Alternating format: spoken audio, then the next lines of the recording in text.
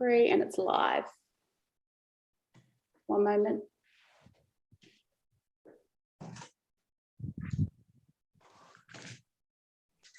Are we live? Yes, you are. Free and it's live. Okay. Good evening, everybody, and welcome to Council Meeting 4501 being held on the 18th of October 2021.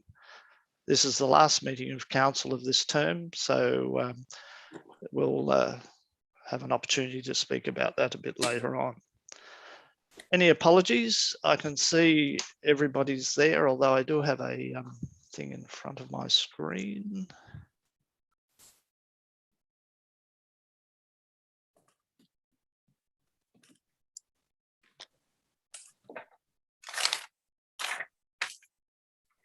Mayor's just left. Give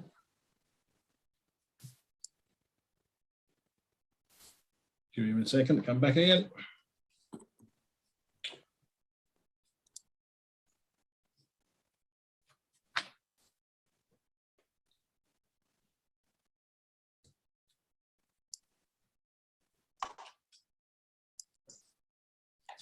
Everybody, that's better. I had a message in the middle of the screen. I couldn't see anybody.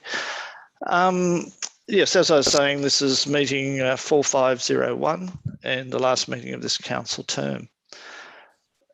Any apologies? There's not, because everybody is present. Yes. Declarations of interest. Do we have any declarations for this evening's meeting?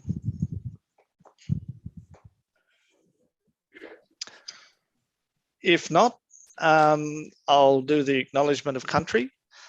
I would like to show my respect and acknowledge the traditional custodians of the land, of elders past, present and emerging on which this meeting takes place. Mr. Acting General Manager. Prayer. We thank you, Lord, for the honour of being called by our fellow citizens to this office of honour and trust. Give us grace, diligently and honourably, free from private interest or prejudice, to discharge the duties entrusted to us, to the common good and as in your sight. Through Jesus Christ our Lord. Amen. Okay, that takes us to confirmation of minutes. Is there a mover to that effect? Councillor Miles, seconded Councillor Sanderson. Is there any debate? Put the motion. All those in favour, against, declare it carried unanimously. We now move to the first items on the business paper, which I do wonder whether, I note that there's 3 speakers this evening, whether we might move some of those items forward. Yes, after we've dealt with the mayoral minutes, I think that's appropriate to do that, yes. The first item is a tabled mayoral minute 2.1, which should have been received by councillors today. It relates to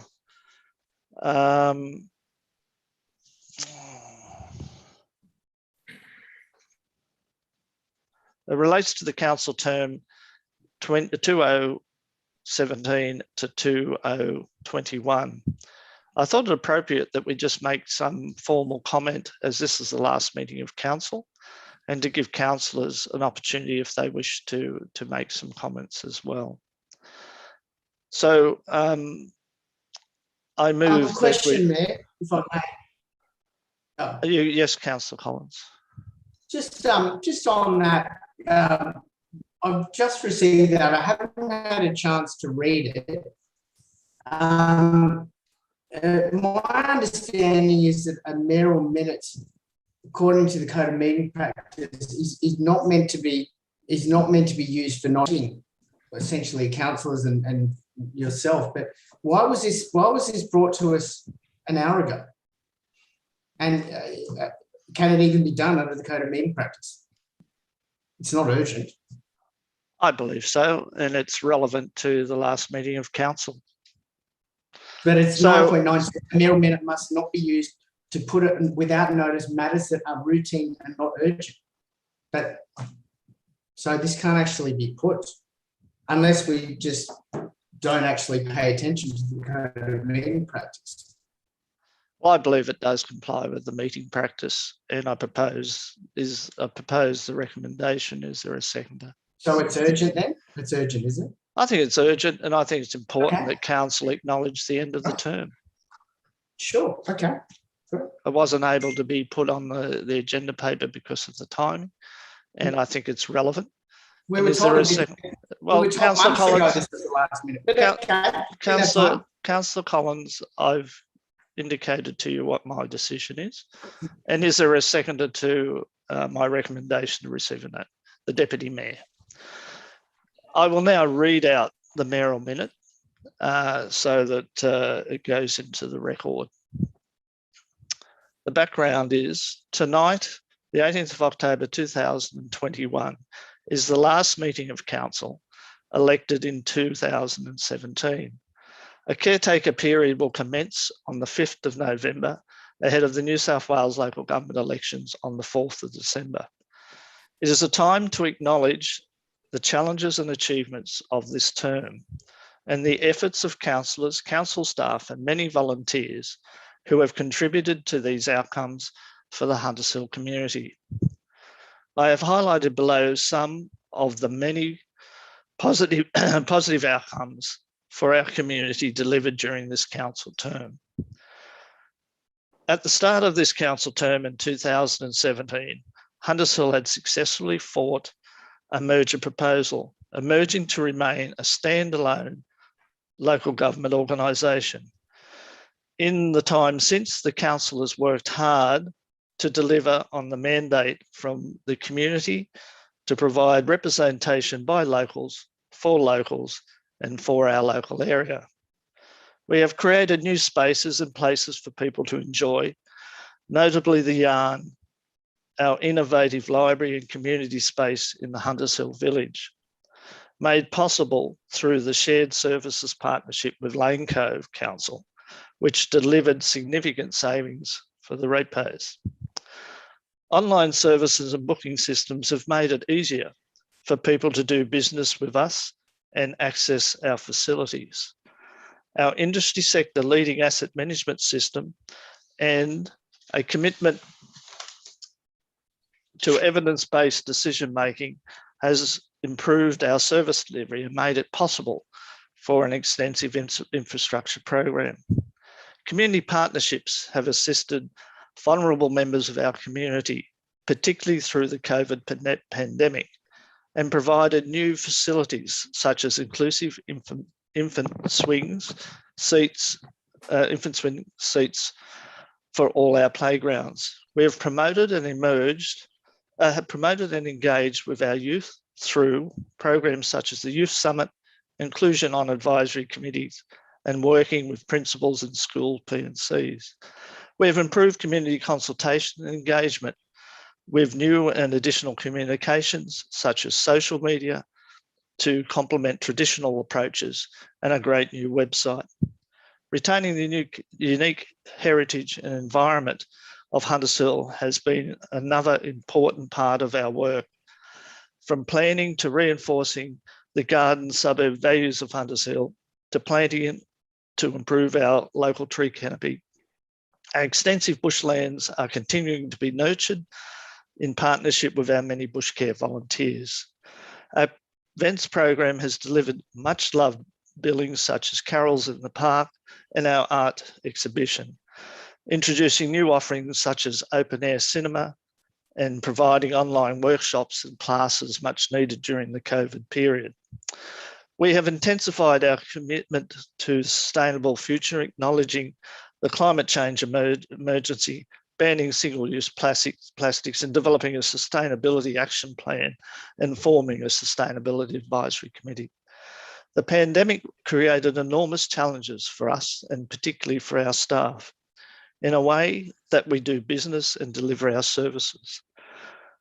From the thousands of phone calls to residents to check how they were going, to the commitment of our outdoor staff to maintaining our streets, parks and reserves so as to cope with the high demands for recreational spaces. We acknowledge and thank council staff and our many volunteers who continue service delivery in our community throughout the 2020 and 2021 lockdowns. And councillors who've embraced the COVID support measures for local businesses, organisations and community members. Our organisation has made transformational changes to build a sustainable and thriving foundation for the future.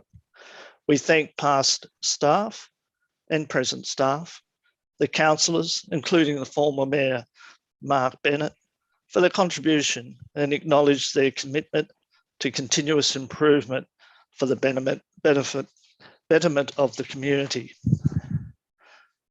We thank the officers, elected councillors, Mayor and Mayors of Hunters Hill Council, and our many volunteers and the community that have worked in partnership with us to meet the challenges and deliver the achievements of the 2017-2021 council term. So that's what I have put forward for council to consider. I think it is very important that council reflect on its term and to thank those who have made the term a very successful one, both in terms of our staff, yourselves as councillors, former staff, and our past Mayor, Mark Bennett. So we've all been able to deliver a lot for our community in this time. Any discussion? If not, yes, Councillor Sanderson. Thank you, Mr. Mayor. I speak off the cuff. I didn't know the motion was coming. I didn't have the opportunity to prepare anything. But I would like to endorse all of your comments. It certainly has been a transformational council. Unfortunately, our predecessor council was engaged in a fight just for the existence of the municipality for a lot of its time. We've inherited a lot that we've had to pick up.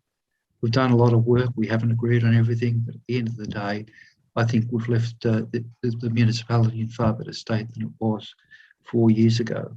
We certainly have far better knowledge about the problems, and we have the information on the table to be able to address those issues.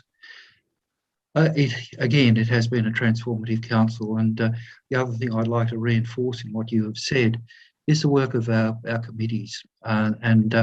I was going to note later in the meeting that, well, I've been very fortunate to serve on quite a number of committees, and our most recent one, of course, being our Sustainability Advisory Committee. What the members of that committee have brought to the table, I find, is quite outstanding, and I'm pleased that we'll be able to continue that on. The other committee I'd like to particularly acknowledge is the Conservation Advisory Panel that just does such a splendid job for this municipality. People may not have picked up from the minutes that their last meeting ran for about 6 hours. That's extraordinary devotion from people who are purely volunteers. And the volunteer spirit is huge in Hunters Hill, our bush care workers and so many others. And I think it's important that we acknowledge all those sort of people at this time. One last acknowledgement I would make is to Councillor McLaughlin, who I believe will not be standing again, and I thank her for her contribution. And well, we haven't agreed on everything. We've enjoyed working together, so it's been someone I would like to acknowledge. I think it's been again, I just repeat it. It has been a transformational council, and the last person I think I should thank is our acting general manager. I think has stepped in and I think done an absolutely amazing job in the short time that he's been here. So I wish to express my appreciation for his work and also for all members of staff who I've worked with. Thank you, Mr. Mayor. Thank you. Any further comments? If not, put the motion. All those in favour? Against, declare it carried. Councillor Collins, what's your vote? No, I didn't support it because it's not. Okay, so procedurally- Councillor Collins in dissent. Okay, the second mayoral minute for tonight deals with acknowledgement of an appointment of Vivian Carty as a judge of the Federal Circuit Family Court of Australia. Tonight, I would like to acknowledge and extend congratulations to Vivian Carty being appointed a judge of the Federal Circuit Court of Australia Division 2. This mayoral minute, the recommendation is this mayoral minute be received and noted, and the Mayor to send a letter of congratulations to Ms. Carty on behalf of the Hunters Hill community. Councillor Miles has seconded that. I've moved it. The report is brief, but it's very important. It notes an achievement of one of our young people who's worked up through our school system to achieve great things.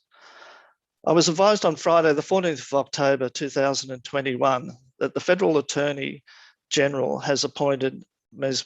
Carty a judge of the Federal Circuit Court of Australia Division 2. Vivian is the daughter of a long-time resident of Woolwich, Phil and Joan Haldeman. Joan is now deceased. Mr. Haldeman served as an alderman on Hunters Hill Council from 1987 to 1991 and was often referred to by many residents as the Mayor of Woolwich, an honorary title.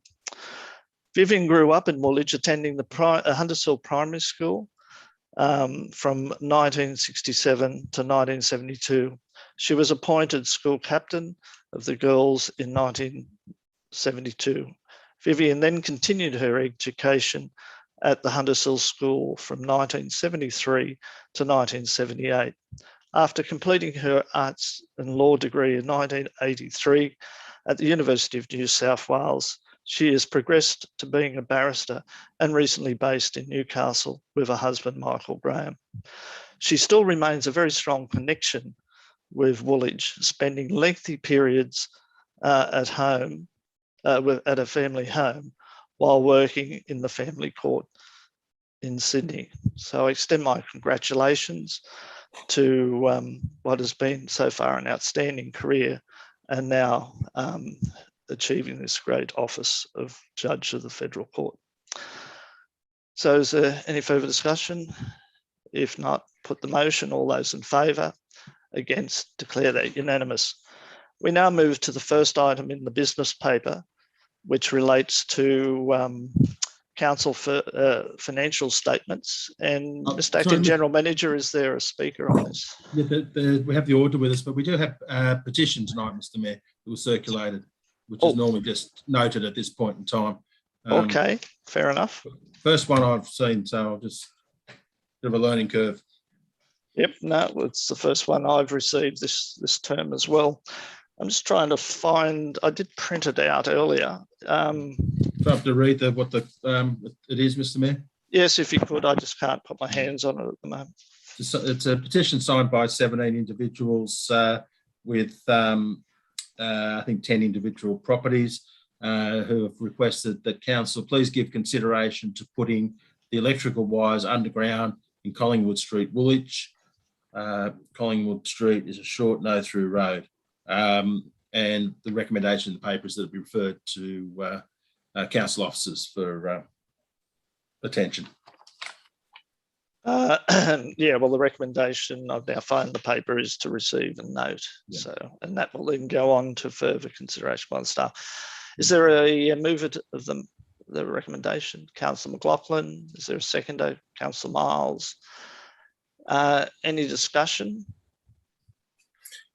Yes, Councillor Miles. Just briefly, Mr. Mayor, obviously noting the works that are being done on that street, and also noting that this is the last meeting we'll be having in this council, and we probably won't, under the timetable, have time to meet until January, February of next year. Is there any, those Collingwood works are happening presumably fairly soon, General Manager?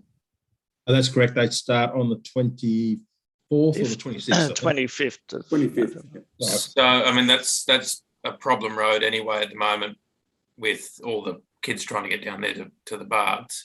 But is there provision that we could put in there for within the budget for putting underground cabling at all? Is that something that we can look at prior to it having to be brought back to council in some form? No, councillors, it's actually a separate part of the street where we're doing the works, and there's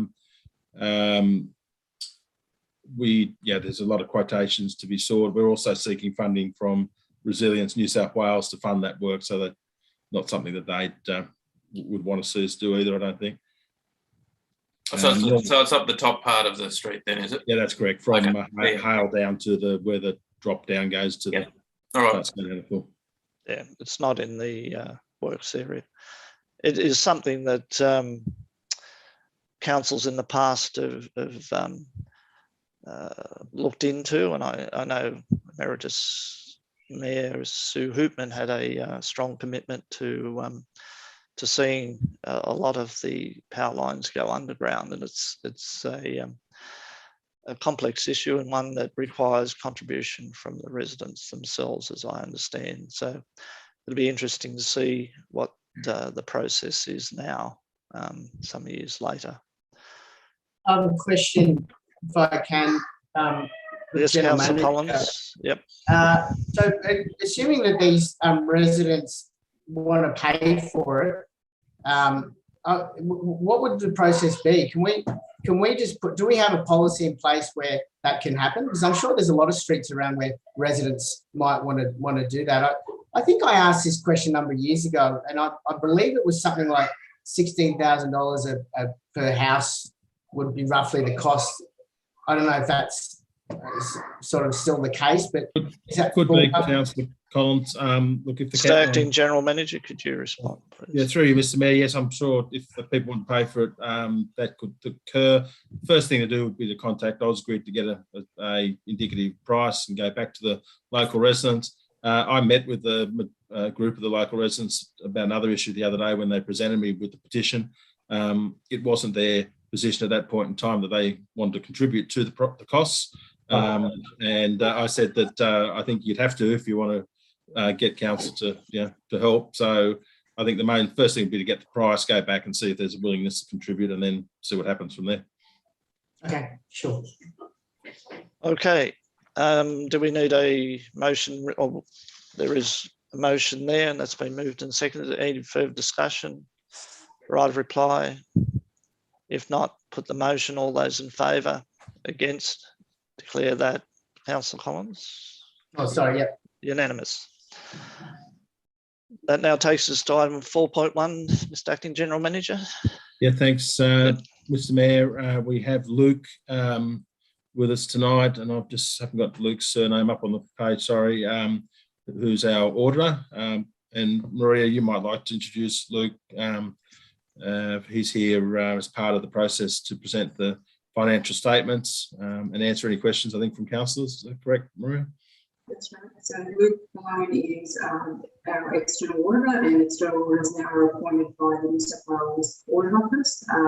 And as we did last year, Luke will give a presentation on the financial statements. These were also presented to the audit committee last week, and those minutes were included in the business papers. Yes. Okay. Over to you, Mr. Malone. All right. Thank you, Mr. Mayor,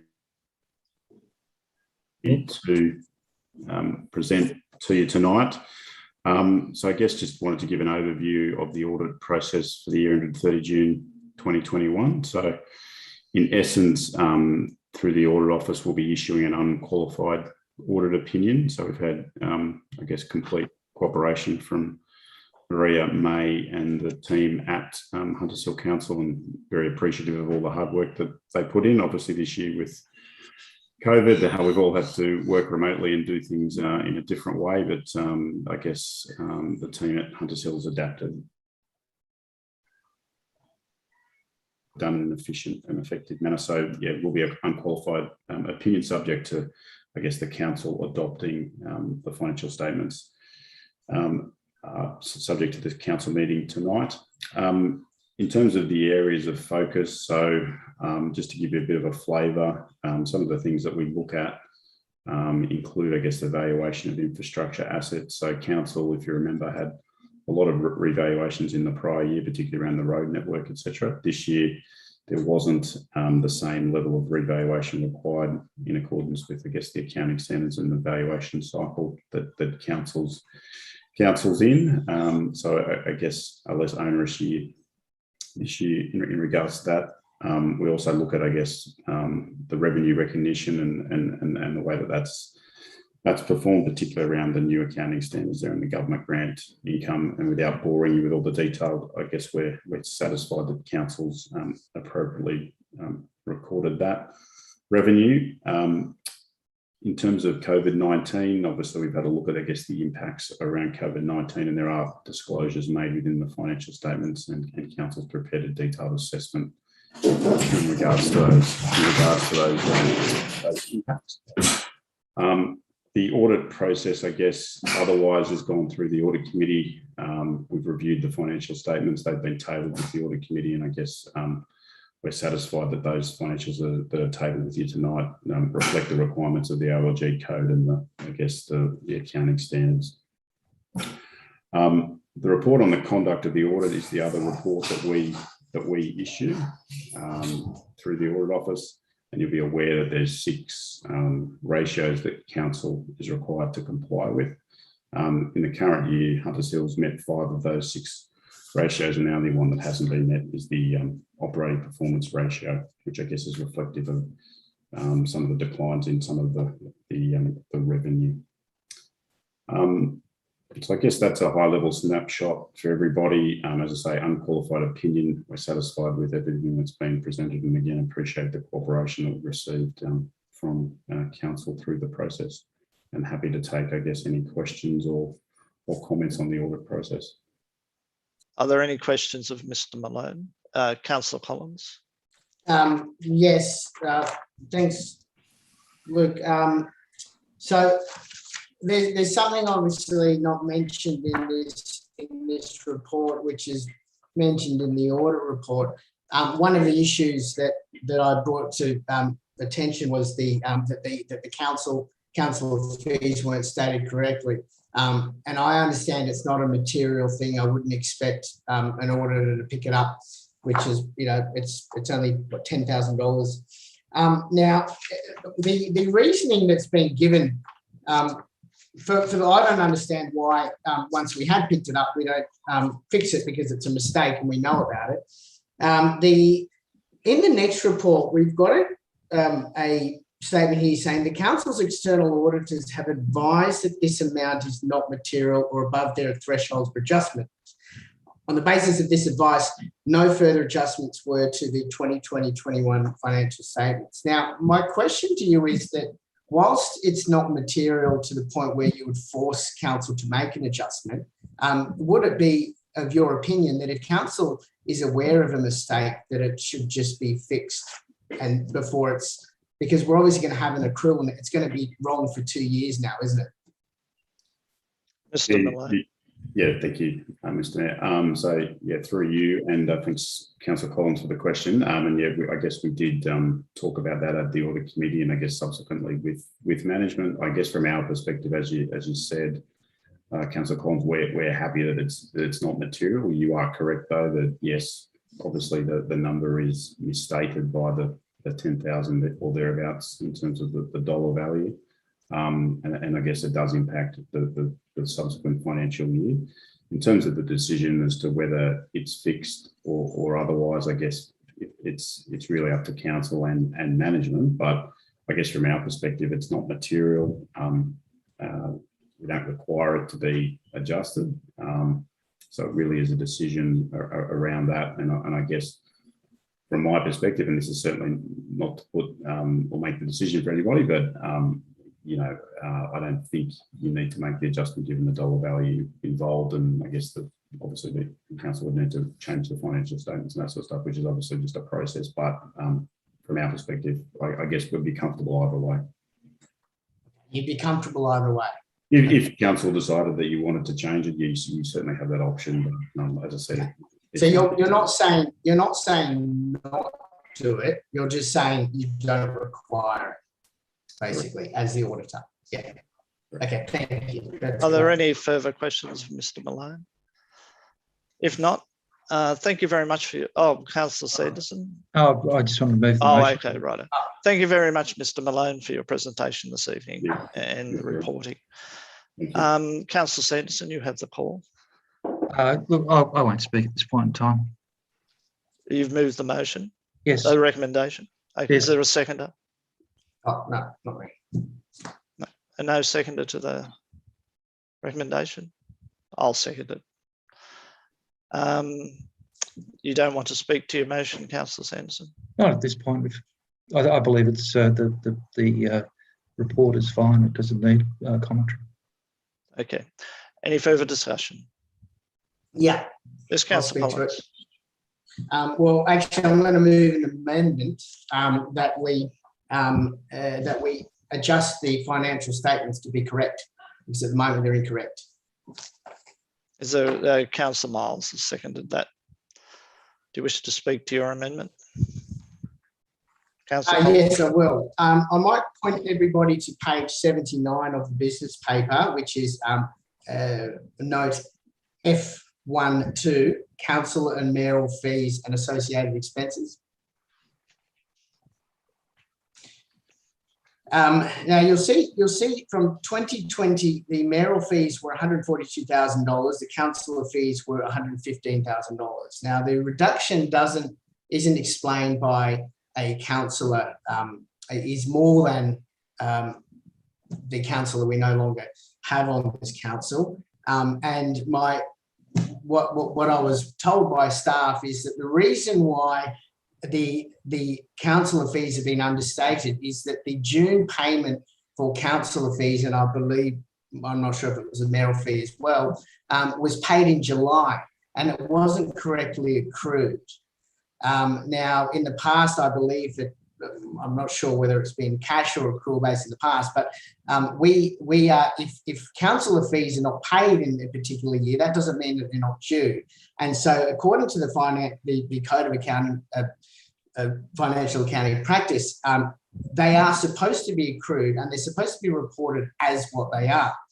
Now, I asked this question at the Audit Committee meeting and was subsequently told nearly a week later that yes, there was a mistake made and that councillor fees for the final month were not included. Now, the quantum of it is not huge. I think it was $10,000 or something, but the fact is that it's just wrong. Now, we know that it's wrong. Mistakes happen, that's fine. If they're picked up, they should be fixed. Now, for the life of me, I cannot understand why this hasn't been fixed when I drew it to staff's attention before, outside of a council meeting, within the Audit Committee meeting. Now, we have a situation here where if we were to just, it doesn't just go away if we leave it as it is, because what's happened is that we have an accrual. We have an accrual that is not reported in this year, which means that next year we're going to have too many payments made, which means we either restate the financial comparatives the year after, it actually, the problem carries on. So it is so much easier just to fix it, because what happens when we've reported 11 payments this year, right? You just want to forget about it, move on. But next year there's going to be 13 payments. That's also going to be incorrect. So how is that going to be treated? And why is it that in this report, it hasn't been brought to council's attention? A mistake has been made, it's been identified, and the decision has been made apparently by staff, not at council and the Audit Committee, who basically have accepted the advice of staff to leave it, but no explanation to councils has been given to let them know that not only are the financial statements wrong, and we know that they're wrong, not only can we fix it quite easily, but also it will create an error next year. So I'm moving an amendment to fix it to what it should be. And on that matter, I will state that also when I asked the question at the last council meeting about the special Schedule 2, which didn't go to the auditors, I was told that it was taken on notice because some of the columns in the special Schedule 2 about the estimated cost to bring the agreed level of service up to council were incorrect. They were the same. They were the same things that was in the year before. It was a mistake. Now that was I brought it to council's attention, and it's been fixed.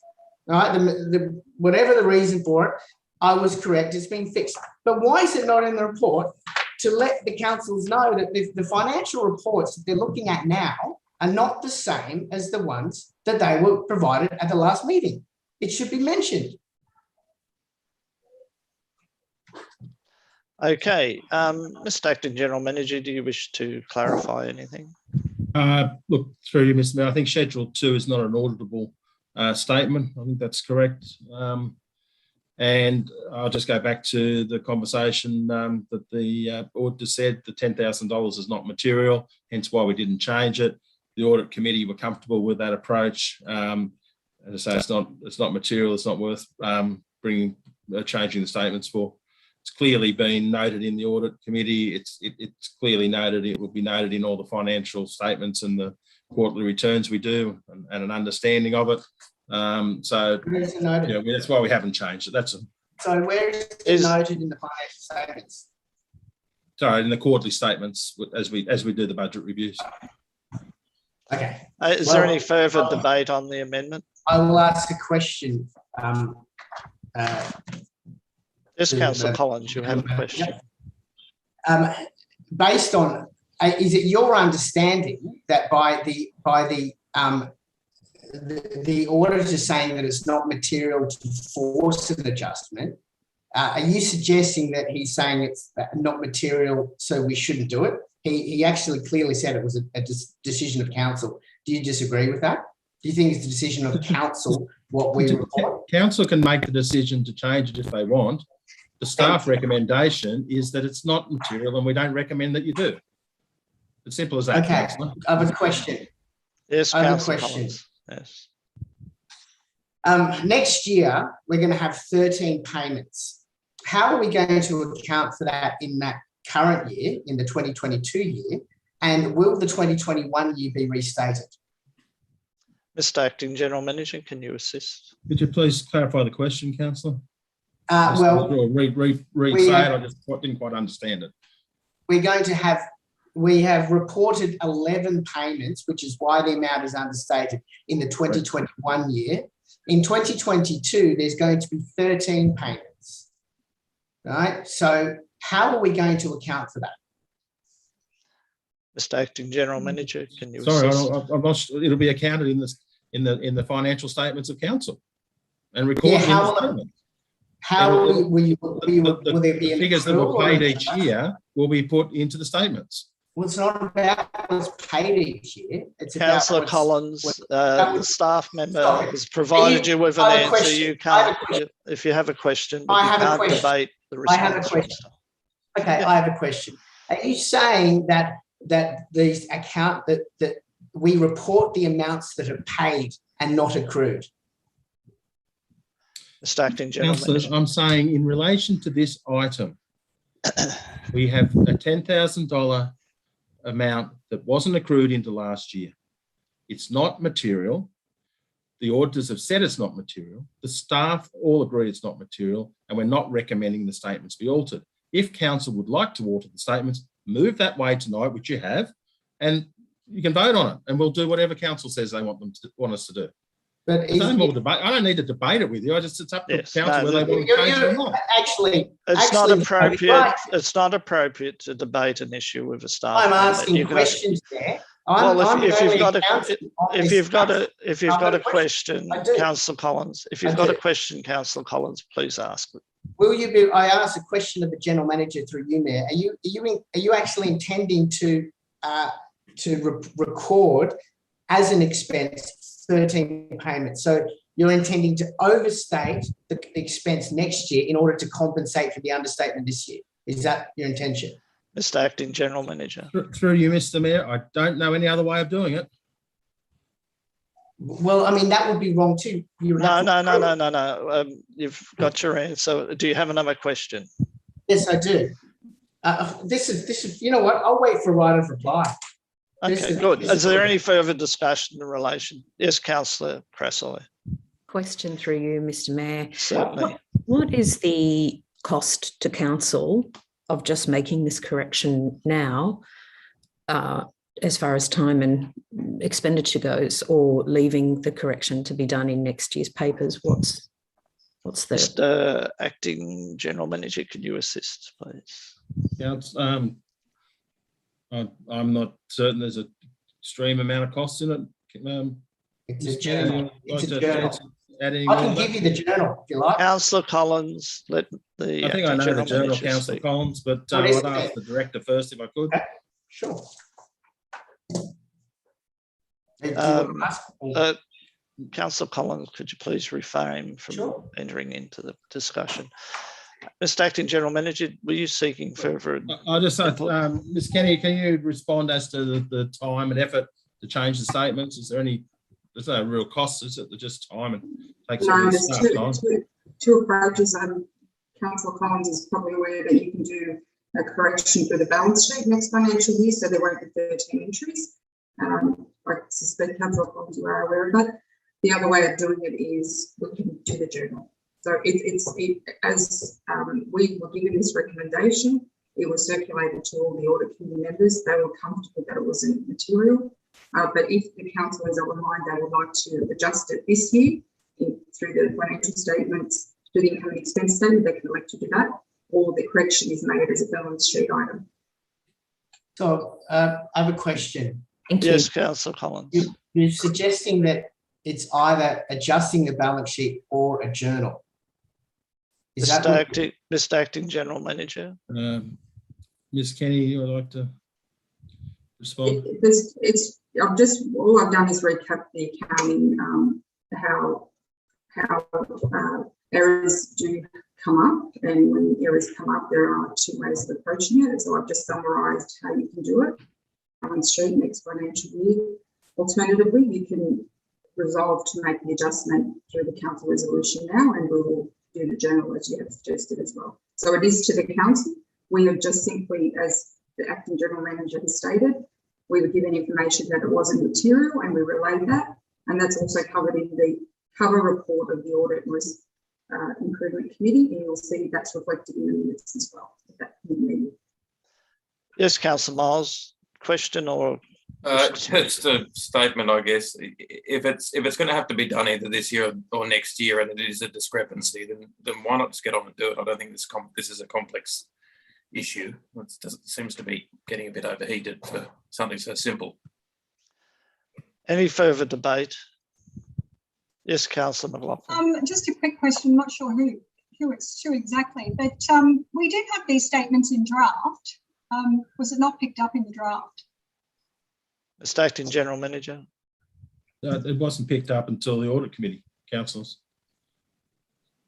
And the question was asked, and we then examined the general ledger and we found the discrepancy. We referred it back to the audit committee and the auditor, and everyone said it wasn't material, don't change the statements. If the council wants to change them, we'll change them. I don't care either way, but it's just it wasn't material. So the normal process is if it's not material, you don't change it.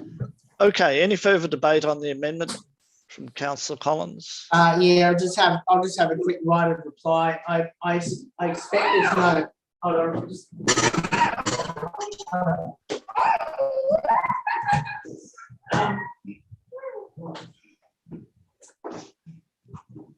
Sorry, it's bath time.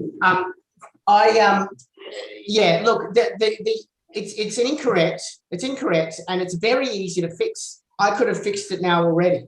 It's a journal. Now, if we don't do it, it will be wrong next year as well. Now, I want to be very clear that when the auditor said that it's not material, it means that the auditor is not going to force an adjustment. But as he clearly said there, if councillor want to correct the mistake, for the financials that they adopt. They can and they should. Now, I know that there is a tendency to just not be very supportive of what I might suggest, but I just want to say one thing very, very clearly here. In my professional accounting experience and my knowledge of the code and accounting, is that if there is a mistake, you fix it. Now, if something's already been adopted, then if it's not material, you don't have to fix it, but then you restate it the following year. Now, as the general manager said, he doesn't care either way. I do, because I'm not going to vote to support a financial statements that I know to be incorrect, that councils, that staff have admitted are incorrect. The easy thing for us to do is accept this motion, mine, to fix the mistake that we've all agreed to, rather than just deal with it next year. So that's all I have to say about that. Okay, so that we're clear on what the amendment is and how it fits into the motion, there are two parts already to the motion, and this would be a third part that would require staff to make that correction. Is that right? So Mayor, two would go to 3, and number 2 would be to correct the mistake identified by Councillor Collins, who picked it up in Audit Committee, and fix the mistake, and then adopt the statements. How about that? You don't even have to put my name on it if you don't want, but you've got to, whatever it is, just whatever. If I can give you the journal. Okay, Councillor Collins. All I was doing was clarifying what the motion Can I is. clarify the motion, Mr. Mayor? Yes, Mr. Acting General And I Manager. don't have it on the screen, but I think, aren't we saying, if I just, let me just get on the screen. Here it comes, is it? Thank you. I need to get my people out of the way.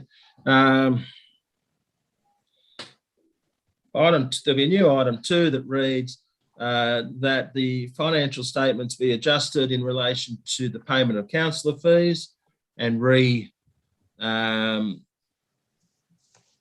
no, I don't need to say that the amount in relation to the the June councillor fees that need to be accrued, and that revised set of statements be approved, or the financial statements as revised for the year ending be adopted. Yeah. How's that, Councillor Collins?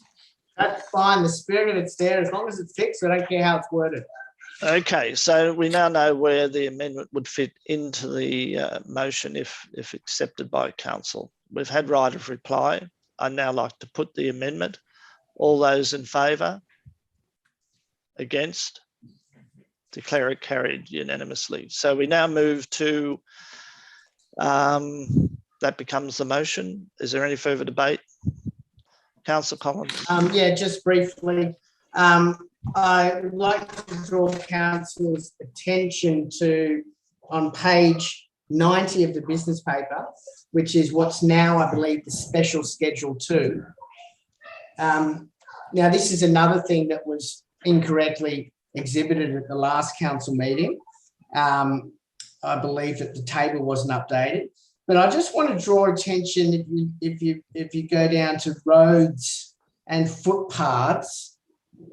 What we have here is, if we look at the column of footpaths and the estimated cost to bring the agreed level of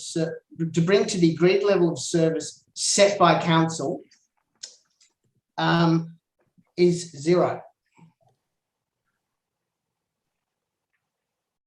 which makes me think that perhaps either for some reason the level of service has changed, or this is also a mistake.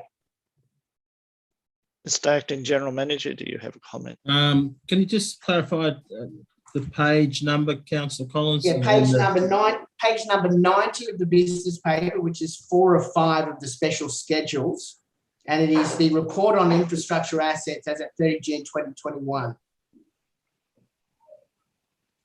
Should be 90. I'm just trying to find it, councillors. No worries. Take your time.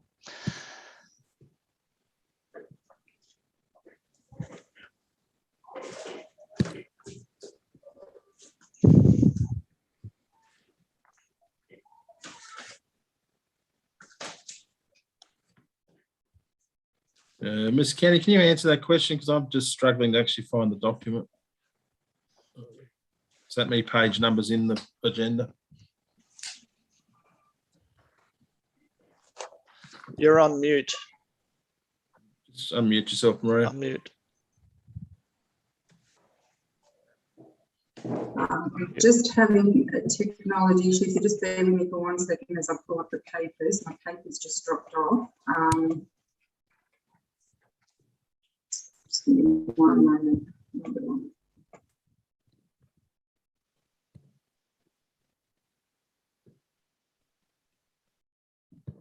Councillor, just for clarification, are we talking about column 1 or 2? Column 2. Bear with me. I'll just pull up another copy.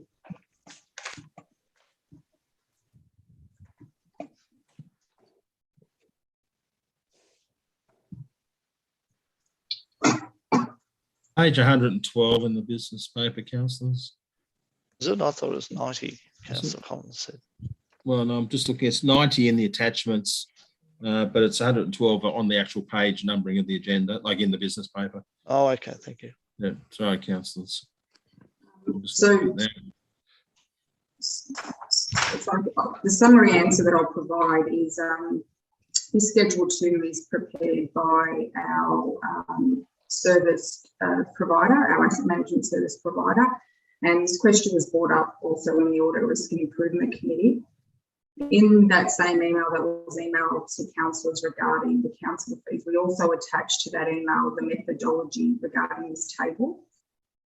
So as a summary to how this is prepared, essentially column 1 refers to satisfactory standard and the column 2 is set by our asset management plan. Now, if you refer down to the key down the bottom that says infrastructure asset condition, satisfactory is basically assets that are deemed to be 3. So in other words, there's no renewal required, but maintenance work is required. And the thing that I will make mention of this is this Schedule 2 is prepared on the guidance of Office of Local Government guidance on how to prepare this from an accounting point of view. Now, the second column then talks about estimated costs to bring to the agreed level service set by standard by council. We basically, with our asset management plan that's been tabled in our resource strategy, included our backlog is calculated on assets that are deemed to be poor and very poor. So that service level, that number is going to be lower because you're just measuring assets that are either poor or very poor, 4 or 5, as opposed to the first column, which is reaching that standard where all your assets are satisfactory. Where in other words, as it says in the table there, maintenance work is only required. Whereas that second column talks about bringing it to the service set by council, which is in the asset management plan. Councillor Miles, you have a question or you wish to speak? No, just through you, Mr. Mayor, to Maria. That understanding that, but that would mean that there is no asset in Hunters Hill that is either a condition 4 or 5, which is poor or very poor, which is just not the case. That's just not the case. So Sorry. if it's a discrepancy, then it has to be It's the addressed. cost to bring it to that level. Yeah, but So if there's no cost to bring it to a satisfactory level, it then assumes that there is no asset in Hunters Hill that is either poor or very poor, which is not the case in the asset management plan. Mr. Acting General Manager, can you assist, please? So first column is the cost to bring it to a satisfactory standard. Sorry, just to clarify that. My apologies. Okay. Question. Yes, Councillor Collins. I suppose following on from what Councillor Miles is suggesting, we've got, so at footpaths, if we've got a zero cost to bring it to an agreed level of service set by council, if you go further along on that line of footpaths, we actually get a percentage of assets in condition as a percentage of gross replacement cost. Now, under footpaths, the number of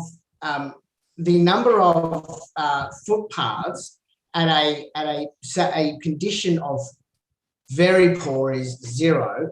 I won't even go into that because the way that it's calculated is just wrong. But let's just say we're using the system that this IPWEA have suggested. We have here under condition 4, assets in condition as percentage of gross replacement costs for footpaths. It's 1%. It's 1% of gross replacement costs. So for gross replacement costs further over is 14,115,000. Then what we're talking about, 1% is $141,000, right, of the gross replacement costs. So it's impossible, even if you were to say that it is correct that it costs nothing to bring footpaths up to a agreed level set by council, if it was 0.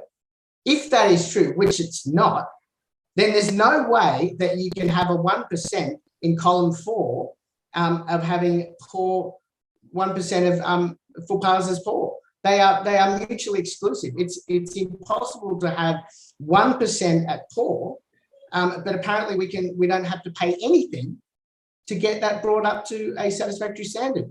So the numbers, by their very nature, the underlying assumptions are incorrect. However, they aren't consistent with themselves. So how do you, I guess my question, how do you explain having 1% of footpaths at a level that is poor, and yet the cost to bring it up to a satisfactory standard, agreed level standard set by council, is 0? Mr. Acting General Manager, can you help with that question, please? Ms. Kenny, I might be able to answer, but I think you might answer it better than I will. Okay, and Stuart, you might be across some more of the detail if I'm going across. I know it from a high level. So what I will say is essentially bear in mind that this table reflects the past financial year. So it's not a table that is meant to project future. It's simply a reflection on how much council spent on the capital program during this financial year. Now, what I am well aware of when we've done the carryover report is that if your council will recall, in August, we tabled the progress on the delivery of our IPNR. And in that same report, we also talked about what capital needed to be carried over. In the footpath program, there was no carryover that was required. So based on that service level of a combination of, essentially it's basically a 4. We're not saying it's a service level of 3. Basically, from a financial reporting perspective, the reason why that's a 0 is because we delivered the whole capital program for footpaths. So that's essentially why that second column reflects that. Now, the number above it on sealed roads, that number is higher because there's more work to be done with sealed roads. We also carried over quite, if you recall in that August report, we did carry over capital projects in things like in some of our field projects, our sporting fields and so forth. But in terms of the footpath program, that was completely delivered. Okay. If So there's, you're suggesting. do you have a question, Councillor Collins? I'm asking, are you suggesting that basically we have never in the history of this council ever had a 0 in the column, or certainly in the last 15 years that I've analysed, the estimated cost to bring the agreed level of service set by council? Are you saying that? Are you saying that for the first time ever, council has now actually completed its footpath work program? Mr. Acting General Manager, do you wish to comment?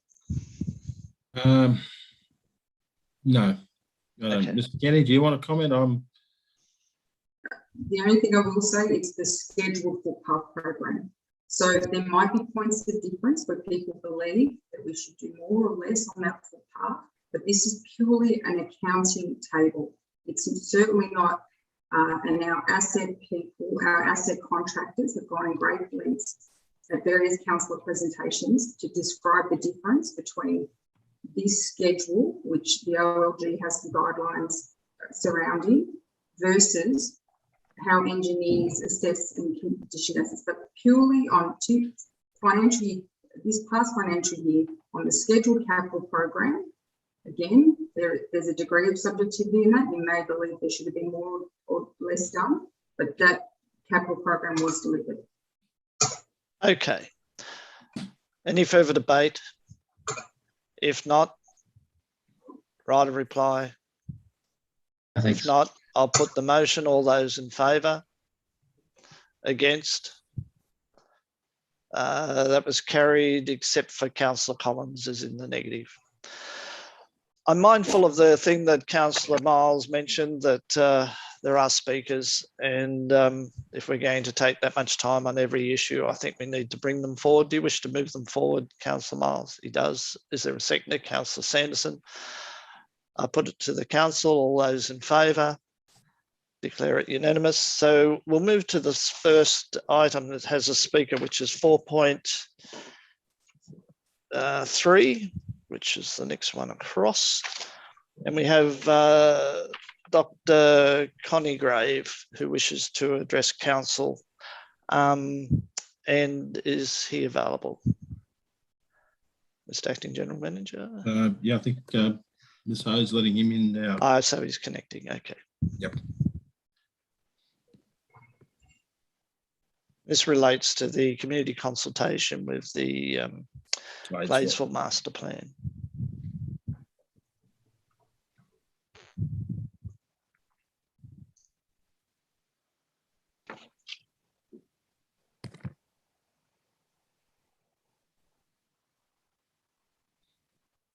There we are, Mr. Mayor. Yeah, okay.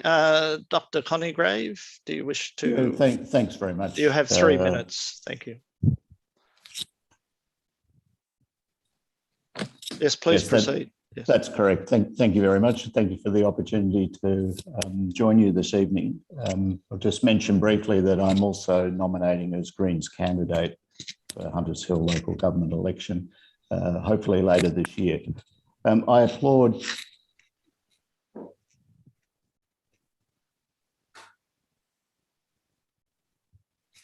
we've lost connection, have we? Or Can't hear. No. Can't hear you.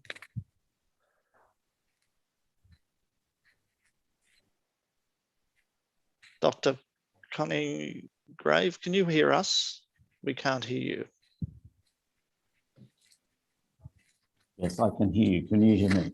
We can, yes. Please proceed. My apologies. Please proceed. There was some feedback. I applaud council's efforts to undertake planning for Gladesville. I think we can all see the need, and I think it's well made out in the council's papers and in its investigations. One thing that has surprised me, however, as I've followed the developments with this, is that we seem to be talking about half a plan, and that's because, of course, Hunters, as I understand it, Hunters Hill Council sits on one side of Victoria Road and Ryde Council sits on the other.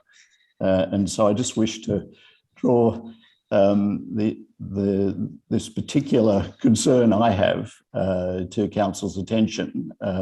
I realise that Ryde Council has been consulted as part of the process, but I'm just surprised that there isn't an attempt at a collaborative plan. I'm also concerned by the scale of the new high-rise buildings that are proposed for Block 4, and I noticed that a number of the residents who've responded to the survey have also highlighted that particular issue. Thank you. Good, thank you. I'd just like to to assist there. I had dialogue with the Mayor of Ryde and also their senior staff, and they indicated that they had no plans in the near future to revisit their planning process on their side. But I do state that council staff and the process is engaged with Ryde side extensively. So thank you for your discussion. Any questions, Doctor? Yes, Councillor Cressoy. If I might, Mr. Mayor, I'd also just like to add that there is a Main Street Committee in Gladesville, which is attended by Ryde councillors and Hunters Hill councillors and by Ryde staff and Hunters Hill staff. And when Councillor Williams and Councillor Miles brought this motion to council, I asked if we were going to consult with Ryde on it, and I think it ended up being added into the motion that Ryde be involved. And so they have been involved from the start, and the conversation does always happen at all those Main Street meetings. But the Mayor's correct, Ryde's side is pretty well developed and pretty well overdeveloped, and so that their role in it has really been less as far as the planning outcomes goes, but they have been involved all along with our staff and their staff and our councillors and their councillors. Thank you very much for any further questions? Yeah, any further questions? Not from me. If not, thank you. Thank you very much for your presentation this evening. Thank you. Now, Council, yes, is that Councillor Crasso putting her hand up? No, we now need to deal with the recommendation that's within the report. Councillor Miles. Happy to move the report, Mr. Mayor. Is there a seconder? Councillor Crasso. Do you wish to speak to your motion, Councillor Miles? Briefly, Mr. Mayor, it's good that we're progressing with this, and obviously with a consultation process that will continue. We've got a lot of good feedback from the community, particularly about that Hyde option, and that continued desire for public open space and better connectivity, particularly with public transport and pedestrian access and bicycle access and a whole bunch of other bits and pieces. So this is just a continuation of undertaking that review, but as Dr. Connergrave has pointed out, that there has been that sort of tale of two cities up in Ryde for a long time. There has been probably poor development on the Ryde side and development without the required infrastructure that should go into the types of master plans that we're trying to deliver here. So this is a good step forward to try and get this village centre pointed in the right direction, and I'd hope that we can get those heights and densities down a little bit so that you can get the best public outcome that you can without obviously the overshadowing and vehicle access issues that come from putting too much density into a small pocket. Any further debate? Councillor Crasso. Thanks, Mr. Mayor. I wonder if we could ask the consultant to just for the benefit of the community, just talk through the options that were presented to the community. I know in our councillor briefing, when we all looked at the options, we all agreed that we wouldn't eat 19 stories, and we didn't think the community would either, but we included it because that's part of being a transparent council and providing our community with all the options to give their feedback on. Unfortunately, some of the interpretation in the community has been that any one of us ever wanted that to be the case, and I know that in the briefing we understood that that was just an option, and what you get if you did do that, if you go with 19 stories, if you go with 15 stories, if you go with 3 10-story slabs. And so for the benefit of the community, and it could just be a bit too on the spot to ask, but I wondered if we might just have that explanation of the differences in light and open space when you do those 3 options. Mr. Acting General Manager, is that possible? Yeah, we don't have consultants with us available tonight. We've only got we've got our council officers here tonight. Okay. I'm not sure if Steve or Marjorie would like to make any comments. I'm happy to go through, if I can find just an overview of those three options, councillors. Just in the presentation, in the report. Just trying to get it up. These figures, and Marjorie, jump in whenever you can.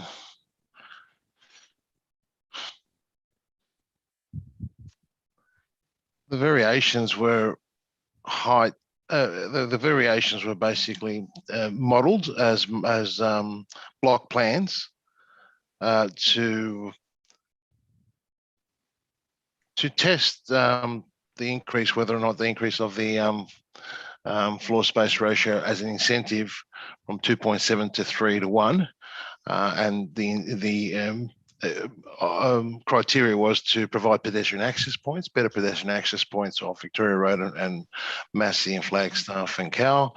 Also ensure that we have the right of way being a shared zone, like in other words, a shared way for pedestrians to activate the top part of the site, and also linking between the streets and the actual arcade and shops for pedestrians as well to be more usable.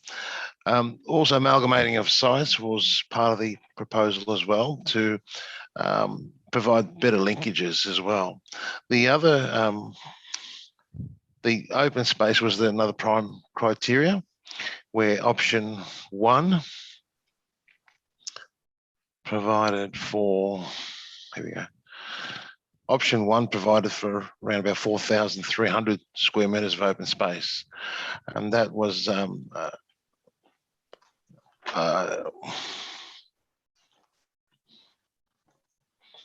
provided heights ranging from 2 stories to 4 stories to 15 stories, and that was an open space provision of 4,300, and providing landscape park area, open piazza, and those linkages I keep talking about, that green space. If you look at attachment 2, item 4.3 on page 183, that provides you a summation of the overall master plan as a snapshot.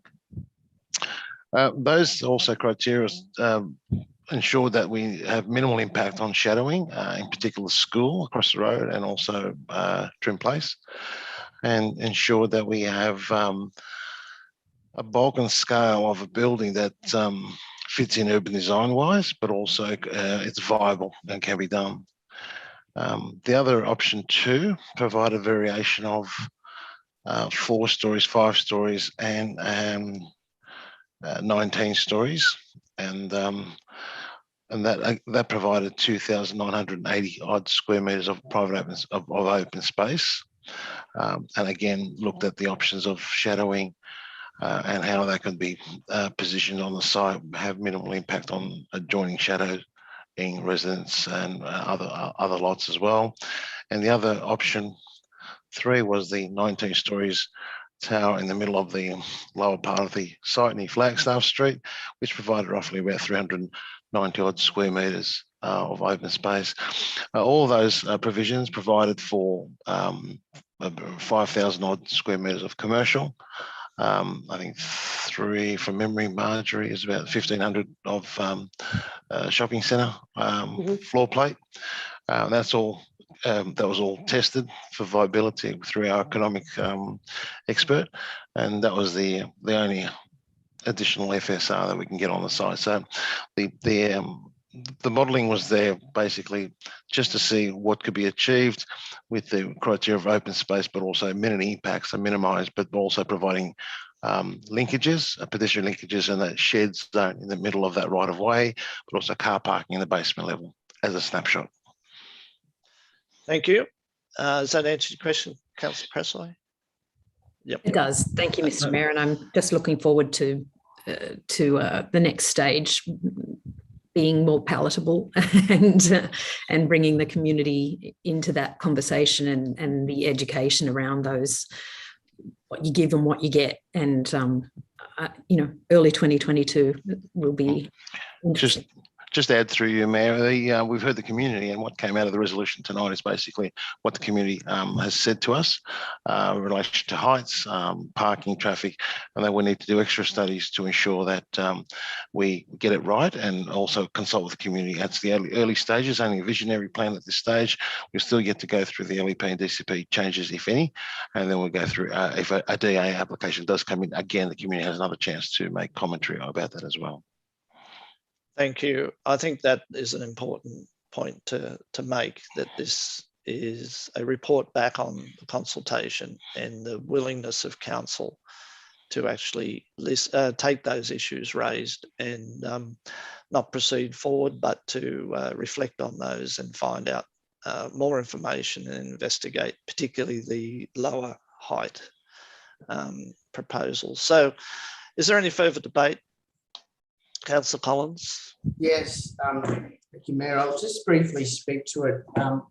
From the feedback that I received and read and witnessed, a lot of people were, residents were suggesting that it would be great to have something like the canopy, Lane Cove down at Gladesville. And I agree that would be fantastic. Lane Cove do things really well, but it'd be great to have something, a mixed use, which is not imposing, but creates a really good community space. The difficult, and no one wants to see towers at Gladesville, tall towers there. We're in a difficult position because we want to revitalise Gladesville. Something will need to be done. Unfortunately, we will never be able to get something like the canopy because the car park that was sold to the developer without consultation back in, I think, 2016 or whenever it was, that car park that was in council hands really could have been the thing that we could, go to the developer and say, well, this is what we want, and this is how we could really achieve something really great for the community. Instead, what happened was that car park was just flogged off to the developer for cash. No promises, no objectives, and we've really lost, as a council, we've really lost our bargaining chip. I mean, we really could have teamed up with the developer and done something great, a mixed use, great community space. So it's disappointing we're in this situation because the $12 million or whatever it was that council received thereabouts for that piece of land has just sat in the bank account trying to make this council's finances look better. It hasn't moved. So the money that was exchanged hands between the developer and council, that money was just put into our bank account and nothing was done. And now we get down the track, and of course there is no way that we could buy it back for the same amount of money that we sold it for, because it's significantly appreciated. And here we are in a situation where we really don't have a lot to bargain with. So we don't have much of a seat at the table, and so it's going to be difficult to really achieve anything. And so it's disappointing, but I do commend council, this council, for at least consulting with the community on this, unlike the last time when that car park was flogged off without consultation. The community, I think that was one of the first things Richard Quinn did when he was mayor. He sold that car park and basically lost any opportunity we'd have to actually create something collaboratively with the developer. So it's disappointing that we are in a situation that we're in. I hope someone can come up with some creative ways that we could do something to revitalise Gladesville. But the answer is never to sell off public property to developers. That's what was done by the former mayor, and that has resulted in the situation we're in. We should never clarification, Mr. Yes, Councillor Crassoy. I think I know what you're going to say, but it certainly wasn't the former mayor, it was a former council. It wasn't Mark. I believe it was a motion brought by Councillor Ross Sheeran at the time. I think it was in 2012-ish. and it was unanimously supported by the previous council. Councillor Miles is shaking his head. It wasn't 2012. Sorry, Councillor Crassoy, it was a report brought by the general manager at the time, and Justine will be able to correct me if I'm wrong, but it was not Ross Sheeran, wasn't on council in 2012. It would have been the first meeting of the previous council of 2012, which would have been put by Barry Smith. Okay. From the previous Ross council. Sheeran was on council 30 years ago. Yeah, that's enough. Yeah. We're not dealing with the issue we have here. We need to stick to that. Indeed, we do. Anyway, it's disappointing that we're in this situation. Yes, I don't have Councillor much else to Collins. say. Well, It that's is good. disappointing. Okay. we're Any in this further debate? situation. Does anybody else wish to speak? Councillor Sanderson. Yes, thank you, Mr. Mayor. Whilst I do have some agreement with some of the things that Councillor Collins was saying on this occasion, we have to deal with what we've got. We can't deal with the past. I think there's a huge amount of work gone into this. We've listened to the community. I share the concerns about the heights. I hope that the process that this motion will allow us to move on with will deal with that to whatever extent is possible. But it is important that there is a plan. In a lot of ways, the plan is too late.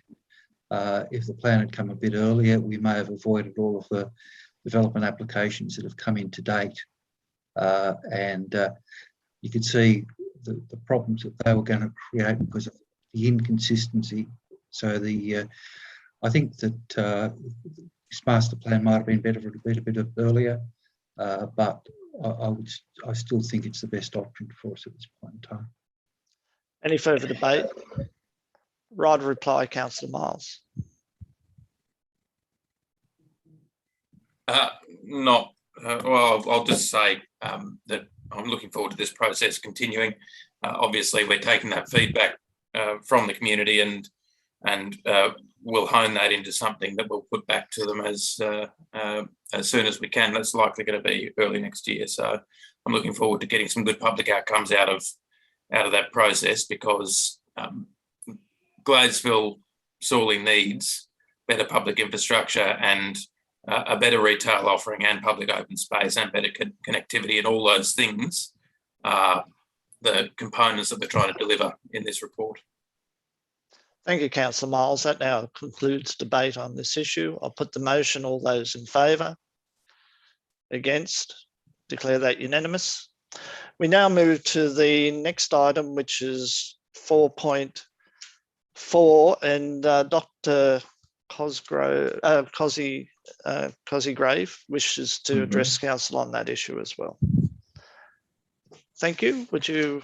Yes, thanks very much, Mr. Williams. So the feedback from residents that is provided in the council papers, and it's great that there's that opportunity for the residents to provide the feedback, suggests to me a considerable degree of confusion regarding the need and desirability for increased rates, either by consolidating the existing special variations, which I understand have been there for some years, or by additional increases as canvassed in the discussion paper and in the surveys that have gone out to residents.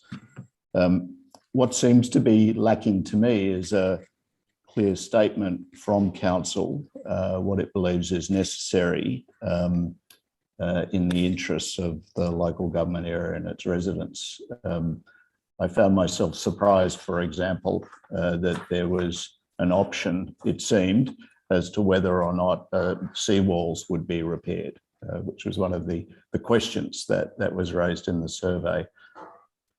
Thank you, that's it. Any questions? If not, Councillor Sanderson. Yes, Dr. Cosgrave, I just wondered, have you looked carefully at our 10-year financial plan? Or long-term financial plan, more correctly? No, I haven't. Yeah, I suggest that does give a pretty good background as to, the position that council is in. Okay. And can I say, Councillor Sanderson, I'm really delighted to hear there is such a plan, but if that's the case, I'm surprised then that the survey has gone out to residents with these various options, from reducing rates right through to a 15% premium on the current rates. Any further questions? Yes, Councillor Crassoy. Through you, Mayor, I'm wondering if Dr. Conograve might have the opportunity to hear the rationale behind why we send consultation out to the community and why councillors don't form an opinion before we've had the feedback from the community, and especially to help for the benefit of whoever's watching and for Dr. Conograve understand that rate variations were coming to an end, because they were only for a certain amount of time. And so once they come to an end, you do have to renew them. And in order to renew them, you do have to consult with the community first. Is through you, Mr. Mayor? You wish a staff member to comment? As Acting General Manager? Yes, okay. Acting General Manager, Mayor. can you help with that, please? Yes, and that's correct. So we did have a number of levies that were expiring this financial year and in coming financial years.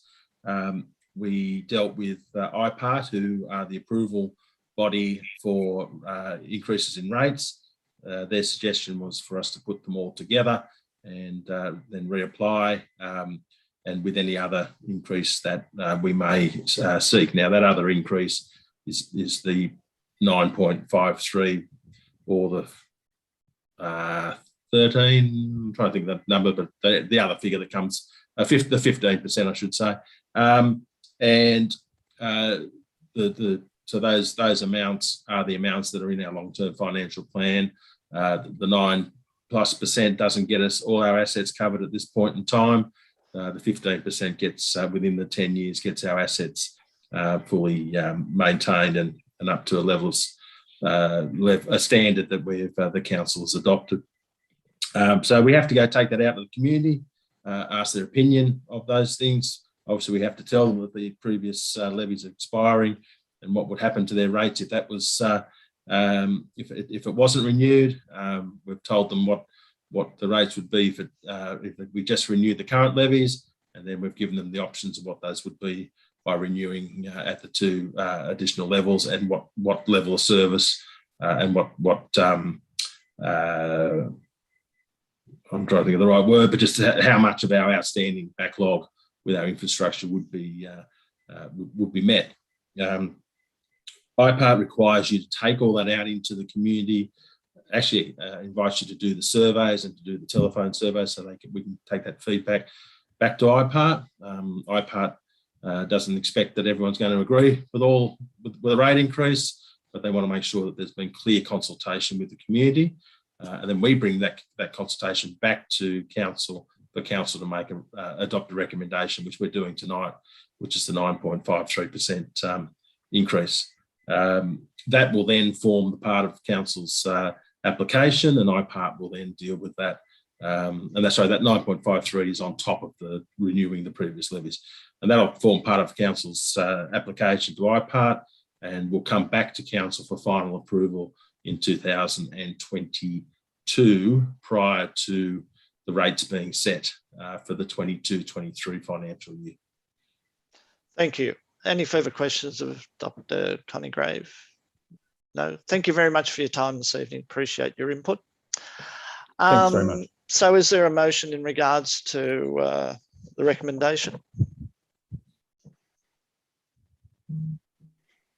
Councillor Sanderson's moves the recommendation. Is there a seconder? For the purpose of discussion, I'll be the seconder. Do you wish to speak to your motion, Councillor Sanderson? No, Mr. Mayor, I'll wait to see why other people were reluctant to move the motion. Any further debate? Councillor Collins. Thank you, Mayor.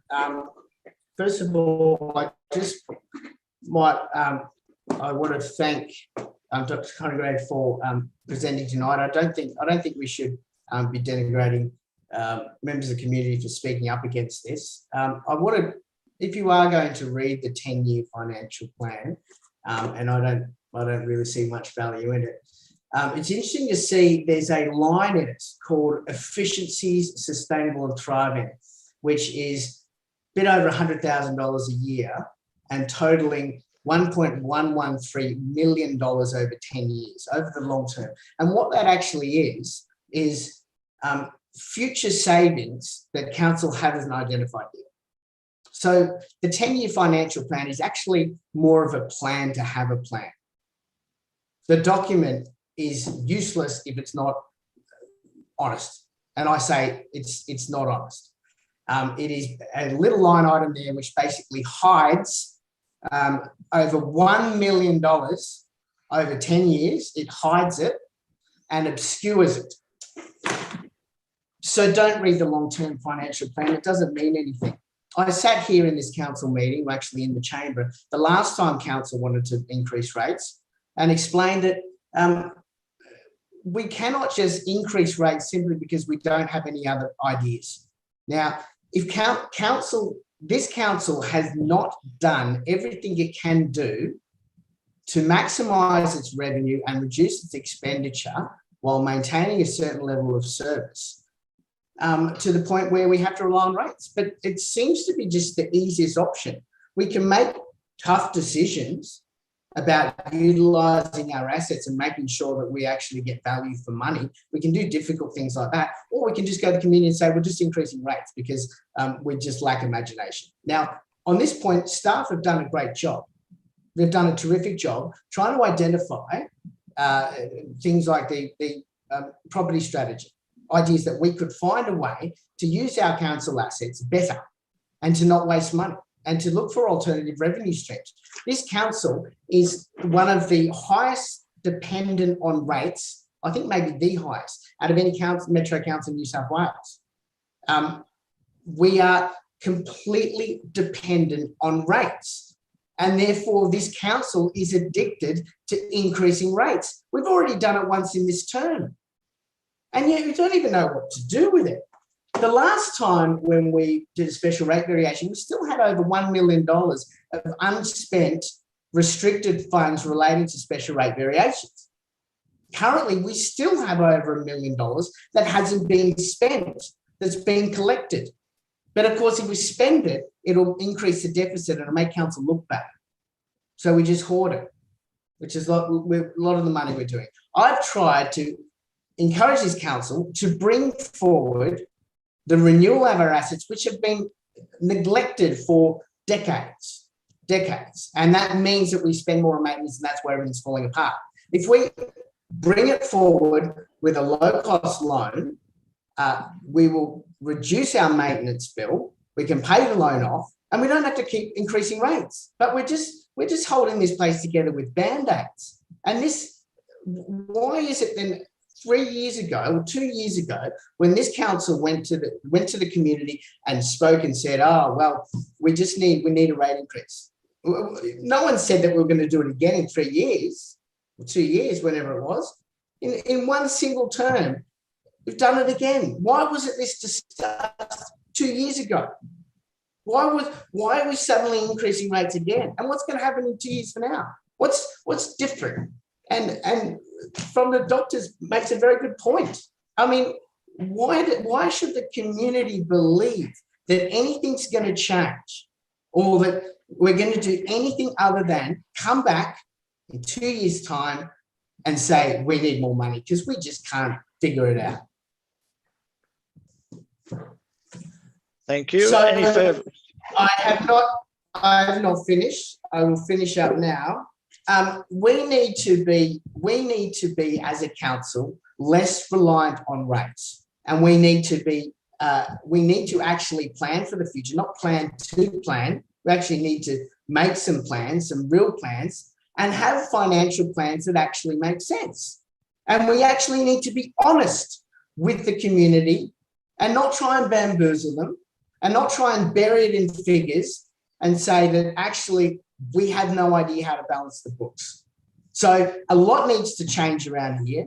And it needs to change especially from a council level, some sort of financial acumen would help on this council. It hasn't been displayed. I've been very disappointed where I've tried to bring things that would save the council money and would increase revenue, and have been turned down simply because that's the politics of it. It's disappointing, and I really hope that the new councillors are committed to actually coming up with a plan, a real plan that will actually make this council financially sustainable, because at the moment it is not.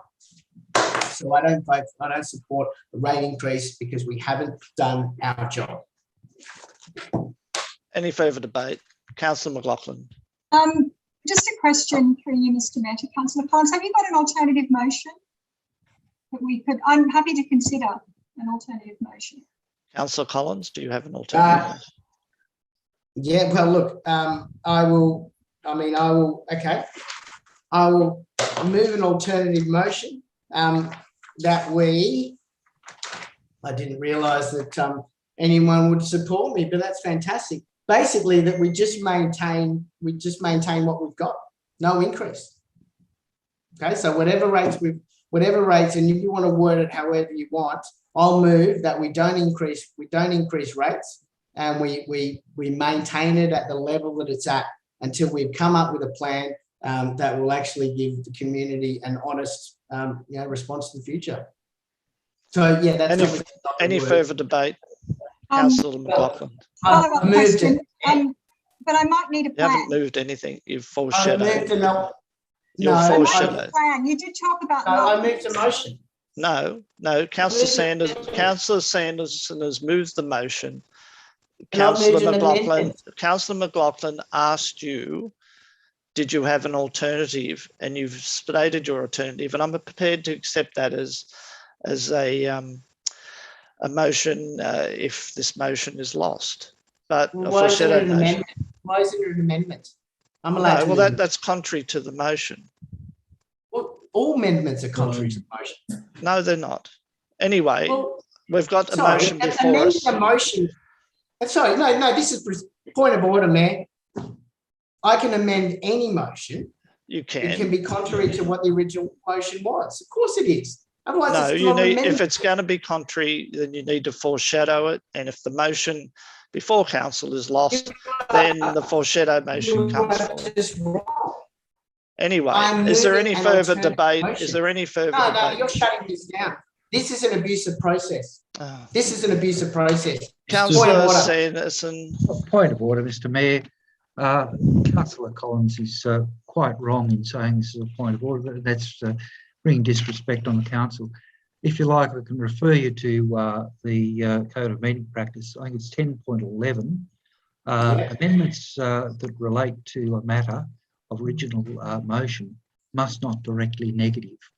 We're talking about a special variation.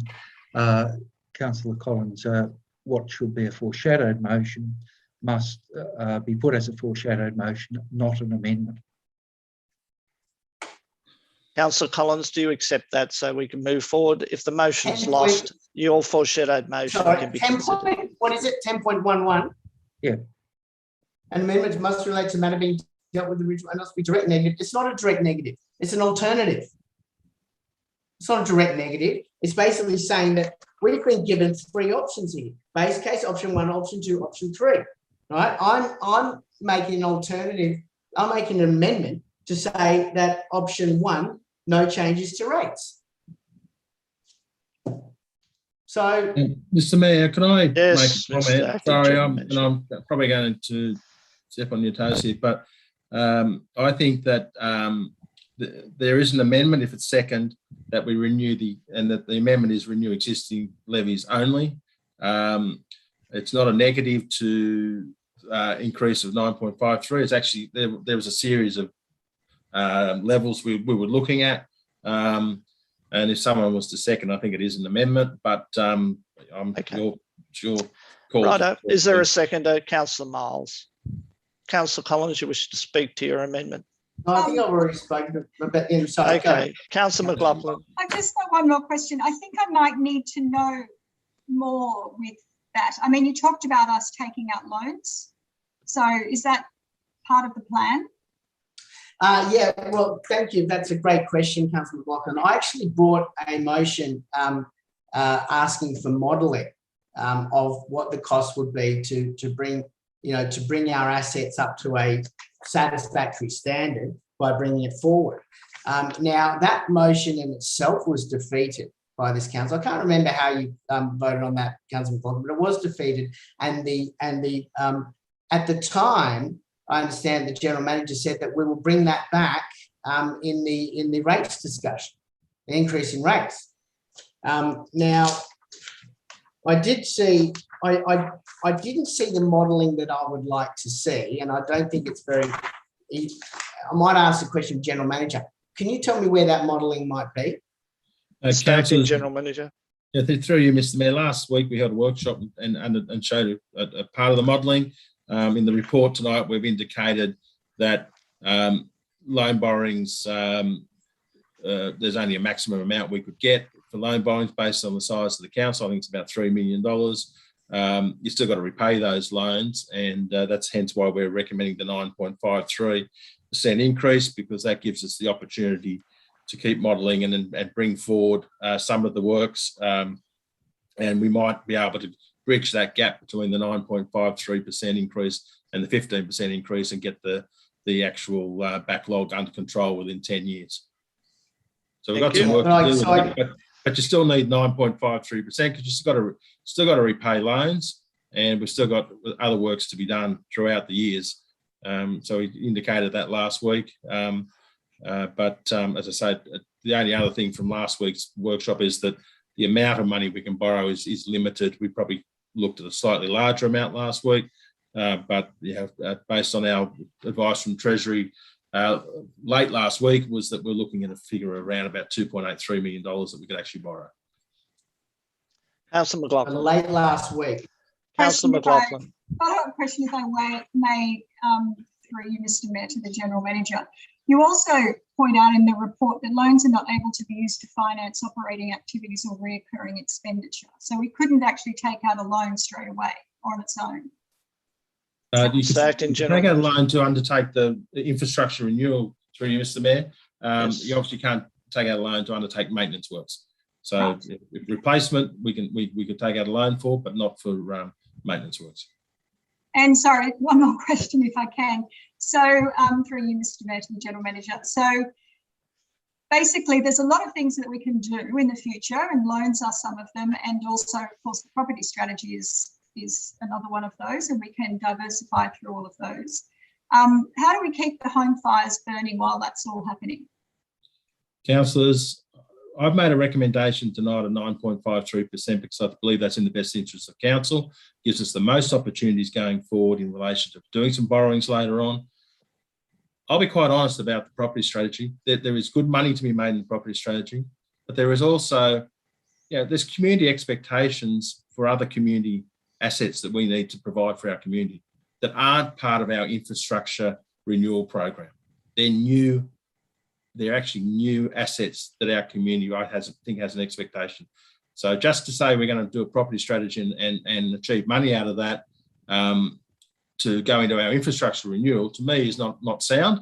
I think you may use the income you can drive on an annual basis to do that, but the money you're driving out of that infrastructure, that property strategy or those property works you do should be improving and creating new infrastructure for our community. Whether that be more parks, whether that be a community centre that's actually fully functional and usable. So I think there's a lot of opportunities for council. I make the 9.53% recommendation very strongly. It wouldn't be easy to say 15%, but that doesn't give us any. The council needs to work hard to get to make that difference and get that backlog down. But the money that you'll make out of your property transactions has to go back into other assets that can generate some income to maintain them, not just to meet your infrastructure backlog. Okay, where are we at here? We've got an amendment on the table from Councillor Collins, seconded by Councillor Miles. Is there any further debate on that? I'll have right of reply on the amendment, Mayor. Well, we'll just see if we've got any further debate, please, Councillor Collins. Is there any further debate? If not, right of reply, Councillor Collins. Yeah, look, I'm looking at this report here when we're talking about, 10-year fixed rates, annual 2.04%. There's no modelling. I can't see any modelling in the report. Now, it was discussed at a briefing, but if the community can't see this modelling, I don't know why it hasn't been provided. I, for the life of me, cannot understand why, when I asked for this modelling a number of months ago, simply the cost to actually bring these infrastructure assets, bring it forward, what it would save us, why it would have been voted down. I've asked for more financial information and it was rejected by this council. And yet, here we are, the same council saying, we've got no other options. So you've really got to stick by what you've, your voting patterns of what you've said. I've asked for more financial information. I've asked for all sorts of information. I've done it by motion of council on a number of occasions, and it's knocked back. And here we are at the end of the term, last meeting of the term, hat in hand saying, we've run out of money. So quite frankly, you haven't bought yourself the right to come and say that we have exhausted all our options. And so I would say we maintain these level of rates as they are. They are, higher than they should be, until council can actually come up with a plan where councillors can agree for a long-term financial plan that actually is, legitimate and has a plan for the future. And if I look at the numbers in front of me and say that there is no other option than a rates increase, well, that's one thing. But at the moment, there are so many more options, but they're not even being discussed or entertained. They're being blocked. So I cannot in good conscience support an increase in rates when I don't even have the information in front of me about how we could find other ways to diversify a revenue stream and avoid this situation. Okay, I'll put the amendment. All those in favour? Against? Declare it lost. We now move back to the substantive motion. Councillor, any further debate? Yes, Councillor Miles. Yes, Mr. Mayor. I think it's important to point out the scale of the increases that have occurred in this term. We came off the back of a 12.7% increase in the base rate case 2 years ago. Under the proposed option 2, which is the continuation of the special rate variations, and then a permanent increase to the rates base of 9.3%. So that's another huge amount of increase in your rates revenue that we're loading on the residents of Hunters Hill. Now, the important part to note about that is none of the rates revenue that we're talking about here will improve any services in Hunters Hill at all. This is all to be funded. This is all to fund the current deficits projected in our long-term plan of anywhere between $200,000 and $2.5 million, give or take. The fact that we can't fund our operations, and as Councillor Collins has pointed out, that we have deferred and delayed and quite frankly not looked at a lot of the options that council has at its disposal, and I agree wholeheartedly with the General Manager, the Acting General Manager, that a property strategy income generation is the reason you put together a property strategy. You can't sell off the farm bit by bit, because at the end of the day, we'll run out of properties. If it just goes back into general revenues or operations, we'll run out of things to sell at some point. But we've delayed the property strategy from even exploring the options for income generating revenue, which aren't going to solve all of our problems, but would go a long way to understanding the position that council finds itself in. Now, we've also not looked in any sensible way yet, and I know that the General Manager is putting figures together, at, as an institution, borrowing monies at record low rates from TCOR to fund the infrastructure backlog that we need to get done in the next 10 years. Our house isn't in order here. The reason that we are bumping rates up again, the second time in a single term, to the tune of 30% of your rates revenue, your base rate case, is because council has not explored these options in any meaningful way. It's been generating losses operationally year on year for almost every year that I have been on council, and I've been on council for 9 years. That can't continue as an organisation. But the exploration of our options have not been put on the table to our community.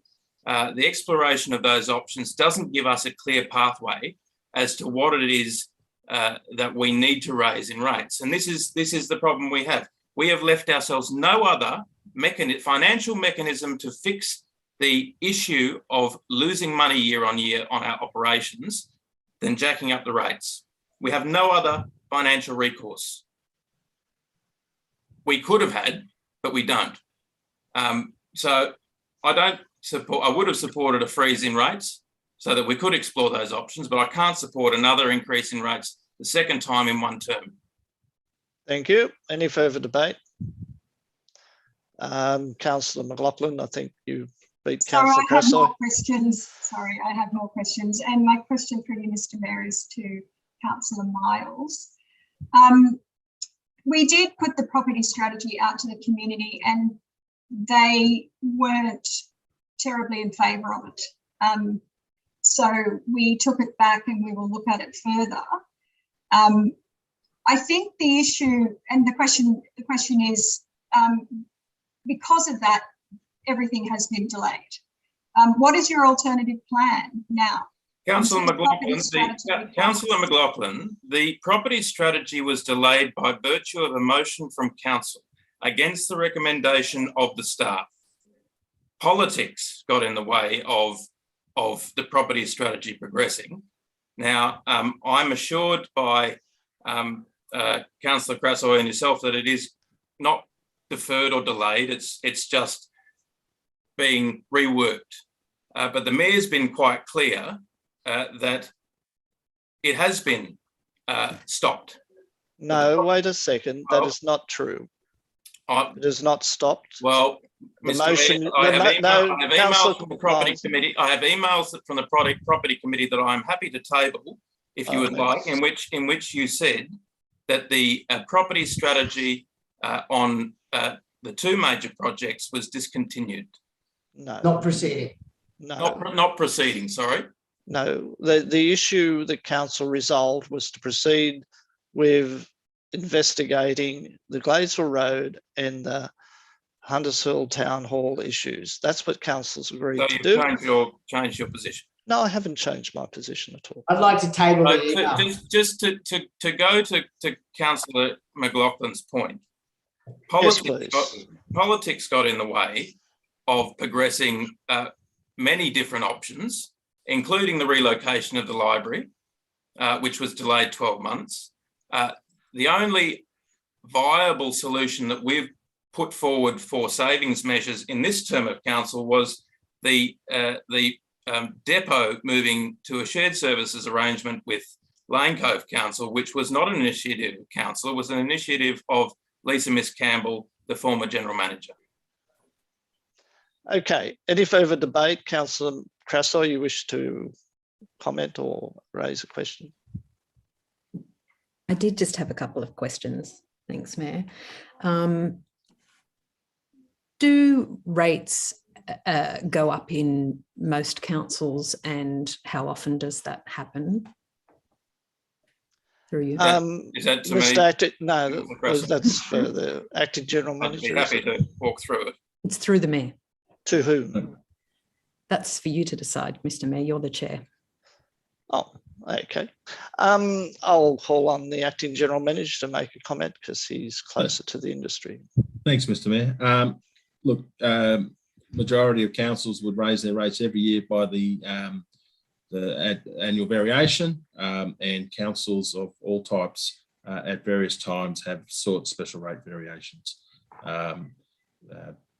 If you only have to look at the annual return from my part to see the various councils that do. I'm not saying everyone has, but over the years, most councils have at some point in time for certain things. Thank you. My experience is I've probably done about 12 of them for different councils. Probably this might be the last one I ever do. I'll just add to that. Councils have had constant cost shifting. They've had declining income through rate pegging, and that's well documented. And a lot of cost shifting from the state. Yes, cost shifting from the state to councils with no resources offered to carry out those functions. So that is a well-documented process, along with the decline in rate pegging. The rate pegging process is now being reviewed, and maybe a better outcome will come from that. But most councils have found declining incomes and extra requirements through those processes. So it's not unusual for councils to be seeking special rate variations, and those don't come freely. They're things that we have to report back on the outcomes of that expenditure. It doesn't just go into consolidated revenue. So do you have another question, Councillor? I do, thank you. I have just a couple more. And so the next one is, I know that the reason this is coming now is because a couple of our special rate variations are coming to term. And so it's not that we've just decided 2 years in to do another rate rise. It's because some special rate variations are coming to an end, and therefore we must vote on that this meeting. Is that correct?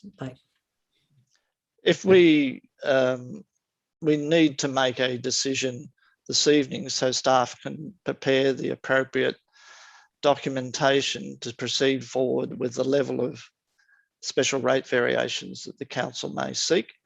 The staff have made a recommendation in this report that we renew the existing 2 that are expiring, as well as seek a further amount. So, Mr. Mayor, can I just add yes, to sure. that? From an IPART point of view, who we have to make the application to, we need to notify them this year that we're actually seeking the variation. So, it would be nice if we could wait till January or February, but unfortunately we have to advise IPART. We were of the expectation that there would have been an election in September, and we'll be making that decision now following an election. Thank you. And then the last question is, we did do a community consultation on this, and thank you to the council team who put together the consultation options. They were quite comprehensive. Through you, Mr. Mayor, in your opinion, or the opinion of the General Manager, is the community feedback, based on our consultation, the community feedback that informs the recommendation of the General Manager is to go for the option recommended by the General Manager. Is that correct? Mr. Acting General Manager, you're probably best placed to. Yeah, through you, Mr. Mayor. Yes, if we look at the percentages of support for the various increases, the 9.53, when you add those that actually would support the 15% increase, was seen to be a fair and reasonable amount. That's based on the feedback.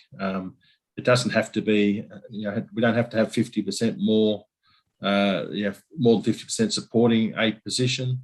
The IPART just want to see that the matter has been aired in the community, and we'll feedback all that to IPART, the consultation report and what we've learnt. Yes, council was briefed on by the consultant that did that consultation fairly extensively. Yes. The question was Councillor for McLaughlin. the benefit of. Councillor McLaughlin. Sorry, I have another question because I really want to, just get this right. It's a question for you, Mr. Mayor, to the General Manager. So just getting back to Councillor Crasso's point about other councils and rate rises, is it fair to say that other councils who don't raise their rates significantly above or don't seek special rate variations above the rate peg, is it clear to say that they are able to generate income from sources such as major commercial areas, a large amount of developer contributions coming from apartment blocks, infrastructure such as pools and stadiums and the like, those kinds of things that we don't have in Hunters Hill and probably are unlikely to have? Mr. Acting General Manager. Yeah, through you, Mr. Mayor, I think that's a fair statement. If you look at previous council I've worked at, increase in residential flat buildings, which would bring in minimum rates, parking meters, various other sources. I mean, Willoughby Council had the reputation as, I think, the number 2 council of other sources of revenue. Hunters Hill doesn't have that. We don't have the big commercial base. We've got a residential base, and we don't have the large numbers of residential flat buildings. And that's obviously, we don't want the large number of residential flat buildings. So at the end of the day, to meet our needs, we have to look at how we can fund that. Any further debate? Right reply, Councillor Sanderson. Thank you, Mr. Mayor. I'm disappointed that at the some of the debate there's been, particularly from Councillors Miles and Collins. There are a lot of very good points made in this report. I think it was in this report where it was noted that 40% of the land in Hunters Hill is non-rateable. We have a low rate base. Rate increases are happening everywhere. It is not just Hunters Hill.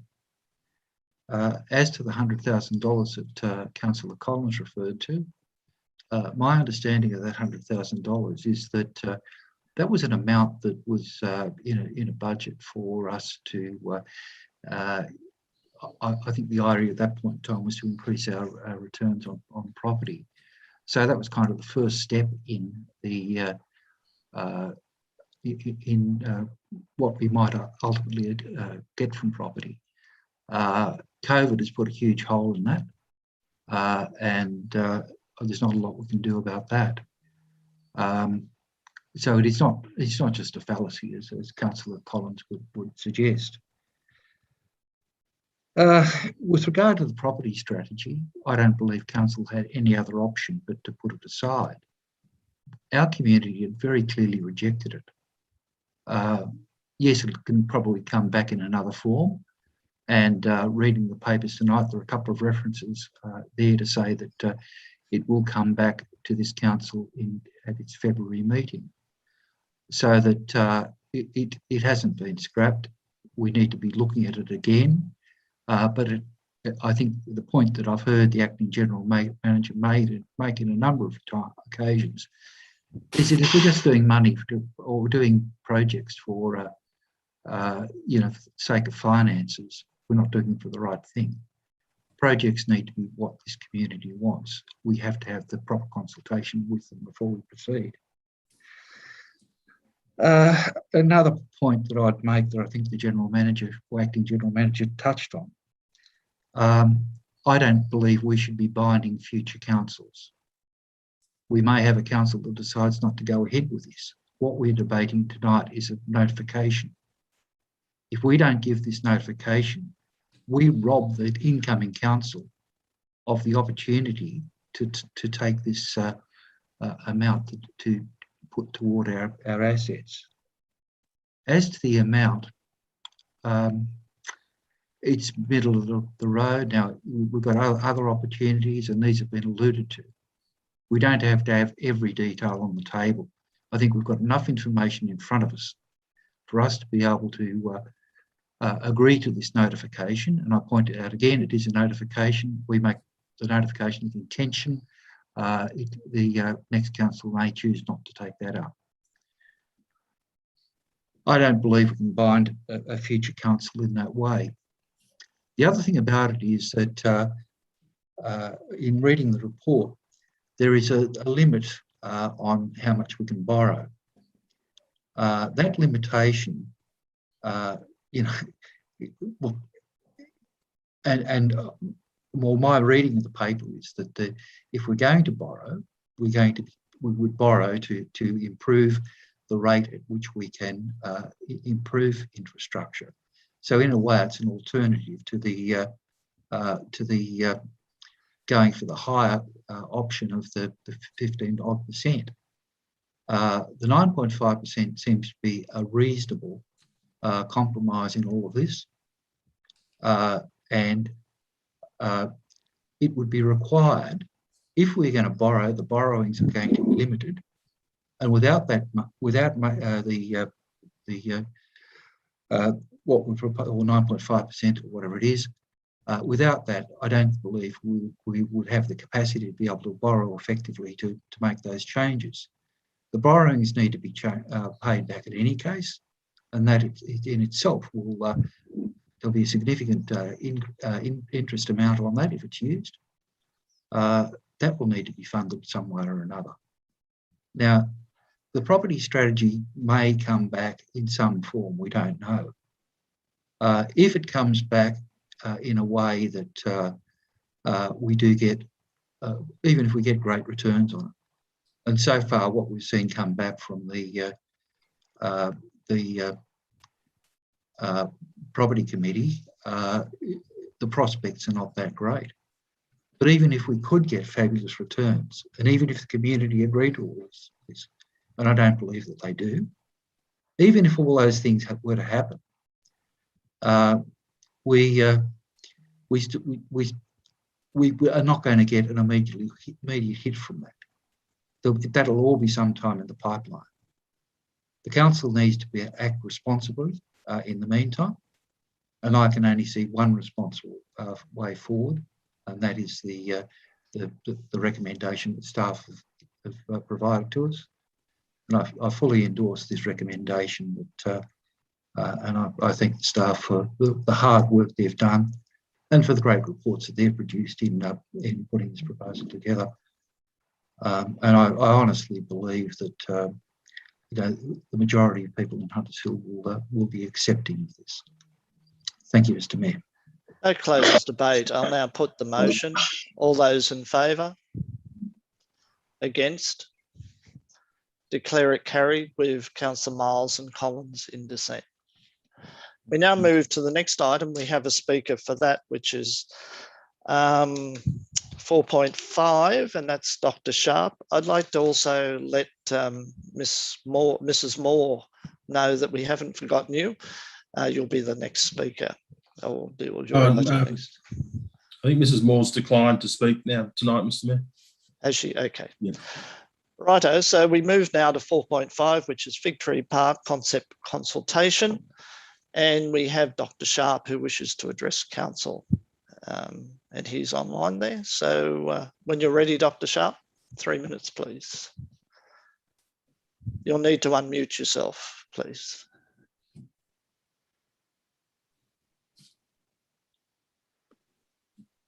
Okay. Good evening. Good evening. Great. First of all, I congratulate Council for explaining that improving Fig Tree Park, although funded separately, is associated with Council's proposal to repurpose the land it controls along Gladesville Road. And presumably the traffic and parking problems alluded to in many of the submissions will be dealt with in conjunction with that project. And I'm pleasantly surprised that both options presented provide a park consisting primarily of grass and trees without excessive areas of hard surface. I trust that the existing mature trees will be retained and that any earthworks will be designed so as not to disturb their root systems, because many of the people commenting spoke of their love of the mature trees. I'm deeply offended, though, of the statement that a campaign was run by the Hunters Hill Croquet Club and the Hunters Hill Trust. By the way, I speak tonight as a private person, not representing any other organisation. The statement that says a campaign was run by the Croquet Club and Hunters Hill Trust to maintain the clubhouse, This seems to be playing the man and not playing the ball. For a start, as though stated as a fact, it's merely an interpretation of the actions of people thought to be connected with these organisations. More seriously, though, is the implication that opinions expressed regarding croquet or heritage are therefore to be disregarded. Isn't the protection of matters linked to a purpose, an organisation part of its core business? Did we disregard the opinions of those who ran a campaign against council amalgamation, or the opinions of members of sporting clubs in regard to the proposed facility at Boronia Park? Of course, everybody has a right to speak. Dr. Sharp, you've Now, it dropped seems out. the two options. Oh, It's pretty hard to hear you at the moment. okay. Is that better? That's better, yes. Oh, sorry, I must have moved my face away from the microphone. It seems the two options outlined in the business paper tonight are similar, except that one retains the croquet lawn and the other integrates this space into the park. Considering that Council's application for this grant stated explicitly that Council is intent on retaining a croquet club, let's assume that option one is chosen. And the challenge then is to find a compromise between moving the hard barrier provided by the present fence, but preserving a surface that's acceptable for playing croquet. My final concern simply regards the cryptic notation of retail/dining on the southern boundary. Of all the comments included in the 44 pages of Appendix 1 of people's comments, I found not a single comment of people who looked at dining. Two people suggested that it would be good to have food carts visiting. And a lot of people talked about bringing takeaway food to the park, and lots of people were hoping to have more seating and by implication, tables. Those are my comments. Thank you. Are there any questions of Dr. Sharp? If not, I'd like to extend my apologies if that statement in the report was interpreted that way. I'm sure it wasn't intended to be as it was received by yourself. Thank you. We now, if there's no further questions, Dr. Sharp, thank you very much for your attendance this evening. Is there a motion in relation to this matter? Yes, Councillor Crassoy. Adopt the recommendations. Yes, seconder, Councillor Miles. You wish to speak to your motion, Councillor Crassoy? Thank you, Mayor Williams. It has just been such a thrill to see the sort of consultation and engagement we can do when we have the generous funding of an opportunity like the Legacy Grant.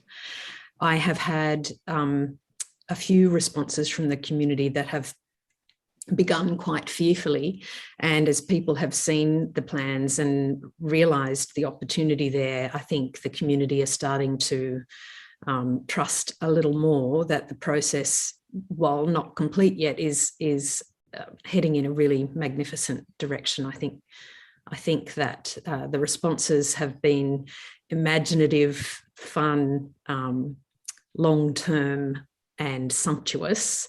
And I can't wait to be an old lady in that park with my grandchildren, you know, and my children playing croquet. And I just think it's going to be a park that, whatever the final decision is on the design, it will have been informed by many people in the neighbouring community and in our broader Hunters Hill LGA. And it will be loved by many, and it will be a real statement. And I'm just so thrilled that we have this sort of council officers with the vision to apply for these grants and to get us the money we need as a little council to deliver some wonderful outcomes. I'm looking forward to the next stage. I encourage the community to stay engaged and positive and participate, because this is an outcome that we will get for everyone. And good luck with the next phase. can't wait to see it. Any further debate? Councillor McLaughlin. Just to say that I absolutely love this project. I'm absolutely loving what I'm seeing. I'm looking at all these pages in the report and they're all completely covered in green and trees and grass. And it's exactly, you know, what we wanted to see and what the community wants to see. And as I flip through it, it's just, what it's doing is it's just making the park more user-friendly, but it's keeping all of those beautiful things that we love about Fig Tree Park and walking through it. So I'm really excited. I thank the council officers for all of the work they've put into it. I'm looking forward to seeing what the playground's going to look like and how it fits in, and Elizabeth's right, being able to use the croquet club, and I think it's fantastic. So all the best as we move forward with this. Any further debate? Councillor Collins. Yeah, look, just briefly, I think it's a very exciting possibility that we can actually activate Fig Tree Park. I think it's very much underutilised.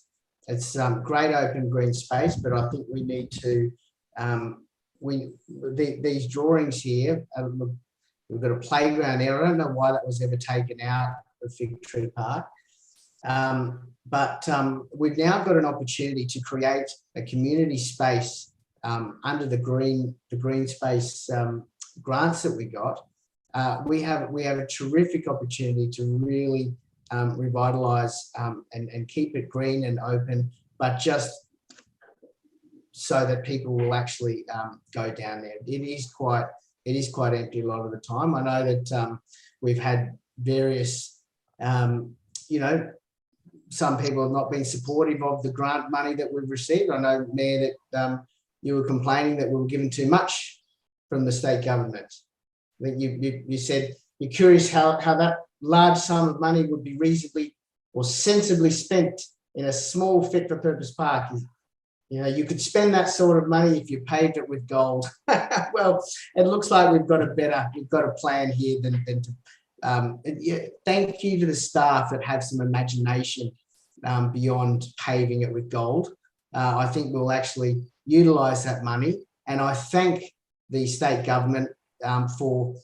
I think it's negative cost shifting when they give us grants like that, which allow us to do things that we would never otherwise be able to afford. And this is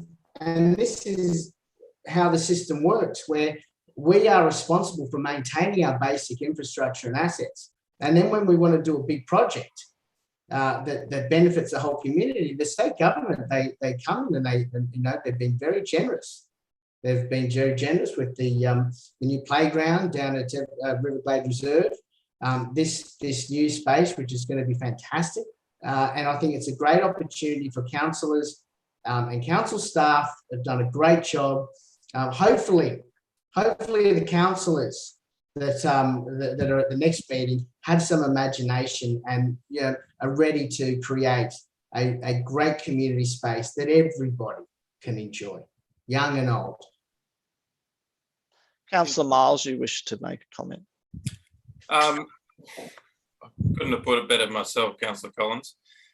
This great project represents $4.7 million of the $10+ million that have been granted to Huntersville Council and to our community in this term.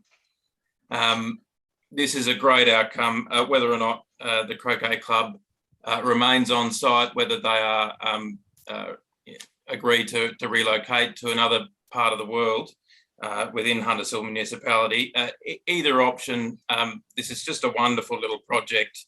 It really will bookend the Huntersville Village nicely. I think that opening up connectivity to the park. I mean, I grew up 200 metres from that park, and I would have wandered through there 3 or 4 times in my life. It was not a well utilised park. Hopefully, this will, with new equipment in there, as Dr. Shah pointed out, not much hard stand, a lot of greenery, a lot of public open space.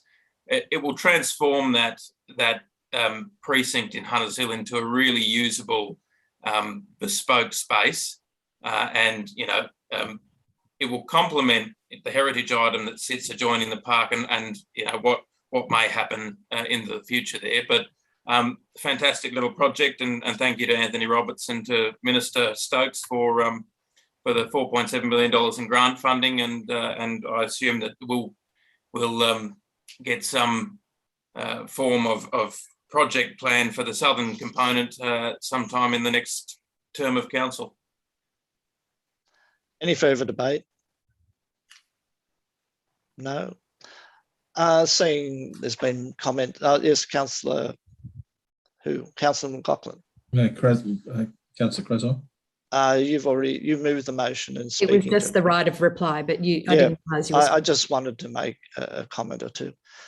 I think it's wonderful that we have the opportunity to improve the park, and it is a fit for purpose park, and improvements within that gamut of keeping it low key, keeping it green, keeping the trees, and keeping it as a place of reflection and relaxation, which, contrary to what I've heard this evening, I've observed numerous people using it on many occasions during the days.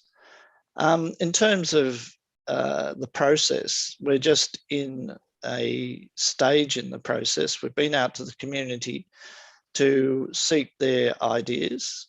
They've been very warmly and gratefully received, and the consultants have now come back with what are two options, and clearly those options are a sensitive treatment to that location. And it's important that when those consultants started the job, they said they weren't going to reproduce a park from other places that they'd worked. They were going to do something with specifically related to the values of Hunters Hill. And I think they've achieved that to a large extent. In relation to the funding, I think it's wonderful that the state government has provided us with funds. We're still to see how much this project's going to cost. And if it doesn't come up to the $4.75 million, I would welcome the government allowing us to use it elsewhere in the community to improve other resources and parks available to our community. So this is a step in the process. It will now go out to community consultation, and we'll hear your views or their views in relation to what's before us tonight. So we're not making a decision on what is going to happen. We're just making a decision on seeking people's input to what is now being proposed. Councillor Cresswell, you wish to write a reply? No, just to reiterate, Mr. Mayor, I think that where we're at in the process is a good stage. I think the community are now excited and will engage with these next designs. It connects us beautifully to our central village. It buffers nicely from Ryde Road. It provides options for everyone.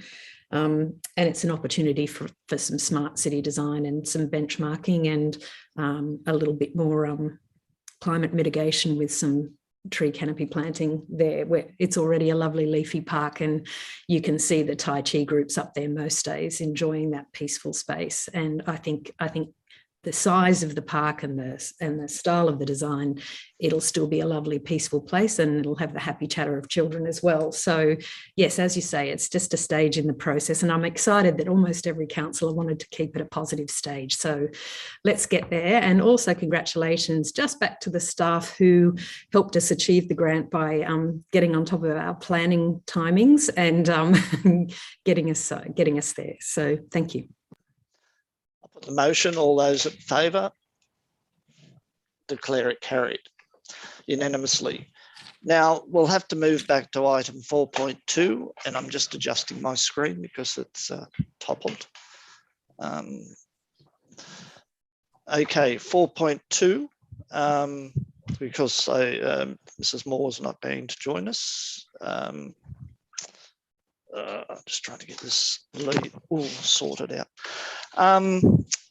Okay, is there a motion in regard to 4.2, which is the minutes of the Audit and Risk Improvement Committee? Purpose is to receive and note. Is there a motion? Councillor Sanderson. Is there a seconder? Councillor Cresswell. Do you wish to speak to your motion, Councillor Sanderson? No, I don't. Not at this stage, Mr. Mayor. Is there any debate? If not, I'll put the motion. All those in favour? Against? Declare it unanimous. And that takes us to 4.6 because we've dealt with 4.5, which is down a fair way through this very large number of pages. And that's the Sustainability Action Plan 2022. Councillor Crasso, I'm sure you'd like to comment on this. You move the motion, the recommendation. Is there a seconder? Councillor McLaughlin. Do you wish to speak to your motion, Councillor Crasso? Nope. I'll put. Sorry, Mr. Mayor, just to say that it being a living document and being an iterative process, I think the next stage is even more generous, and the Sustainability Advisory Committee really moving on from being a working party to an advisory committee, really embrace the opportunity to participate more in the process, and most importantly, with the support of the council officer, actually, it's all very nice to have a vision, but to actually developing actions to really chunk into that plan, I think is a great next step. And I think some of the boxes were already being ticked off before all this began, will continue to be kicked off. I think pending climate change issues and our responsibility at a local government level to have greater community engagement, and to do that by demonstrating leadership in this area, I think we're doing a good job so far, considering we've only been at it for a year and a bit. So congratulations to everyone involved to date. Thank you. Any further debate? No. Councillor Collins. Yeah, just a couple of questions, if I may. Just regarding the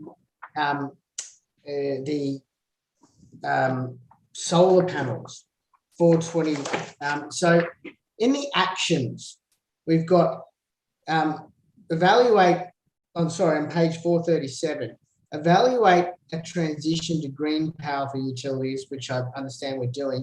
And solar for council-owned buildings. Now, this is a motion that I brought to council over a year ago, I think back in March, to put solar panels on council buildings, because a lot of the electricity that we use is during the day, especially in the administration buildings. And there's a great opportunity for council not only to do its bit for environment and climate change, but also to save money by putting solar panels on the. Now, unfortunately, that motion was voted down. Councillor Crasso voted against it. He seems puzzled there, but it did turn up on the 2020 Sustainability Action Plan, which said the same point: evaluate to transition to green power for utilities and solar for council-owned buildings. A business case had been provided by then, and this is going back, I think, in June 2020.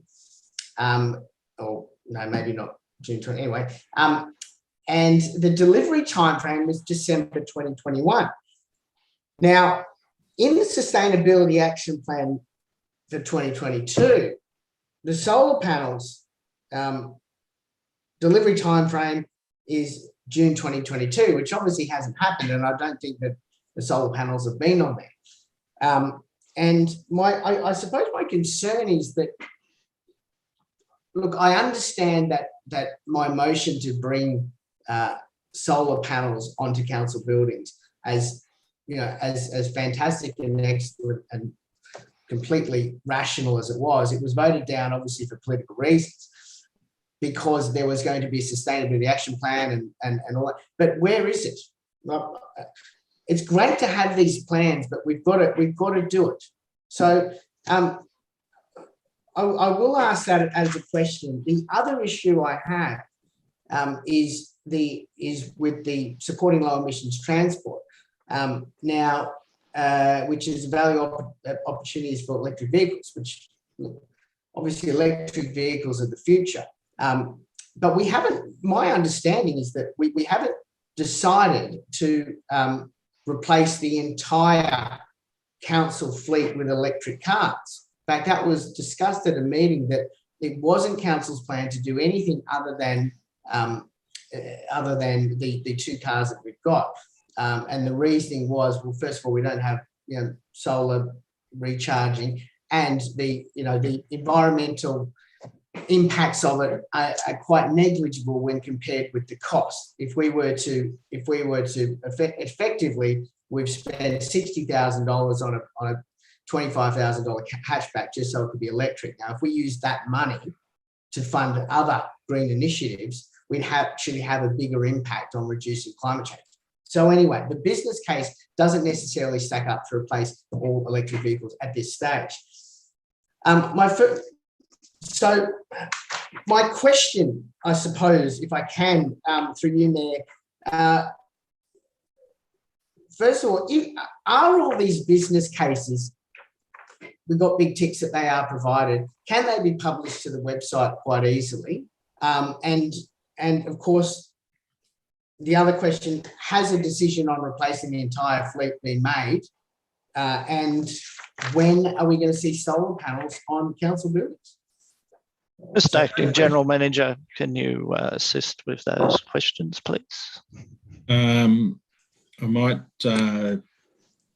ask Ms. Hay to talk about the business cases, but I'm happy to talk about the panels on buildings. Great. Yep, with the business cases for electric vehicles, we had proposed that it would be the fleet cars that we have. So they've all been transitioned over. I presume you're talking about other vehicles? Well, how many fleet vehicles do we have? We have 4. Okay, so they're all being replaced? Yes, they have, and we've got the charging We've got 4 now. I thought we had 2. We've got 2 Ranger vehicles and 2 pool cars. Okay. But there were not at this stage getting more, are we? Not replacing all the other? Okay. Not this stage. So that's just the ones that aren't allocated to staff, is that right? That's right, yeah.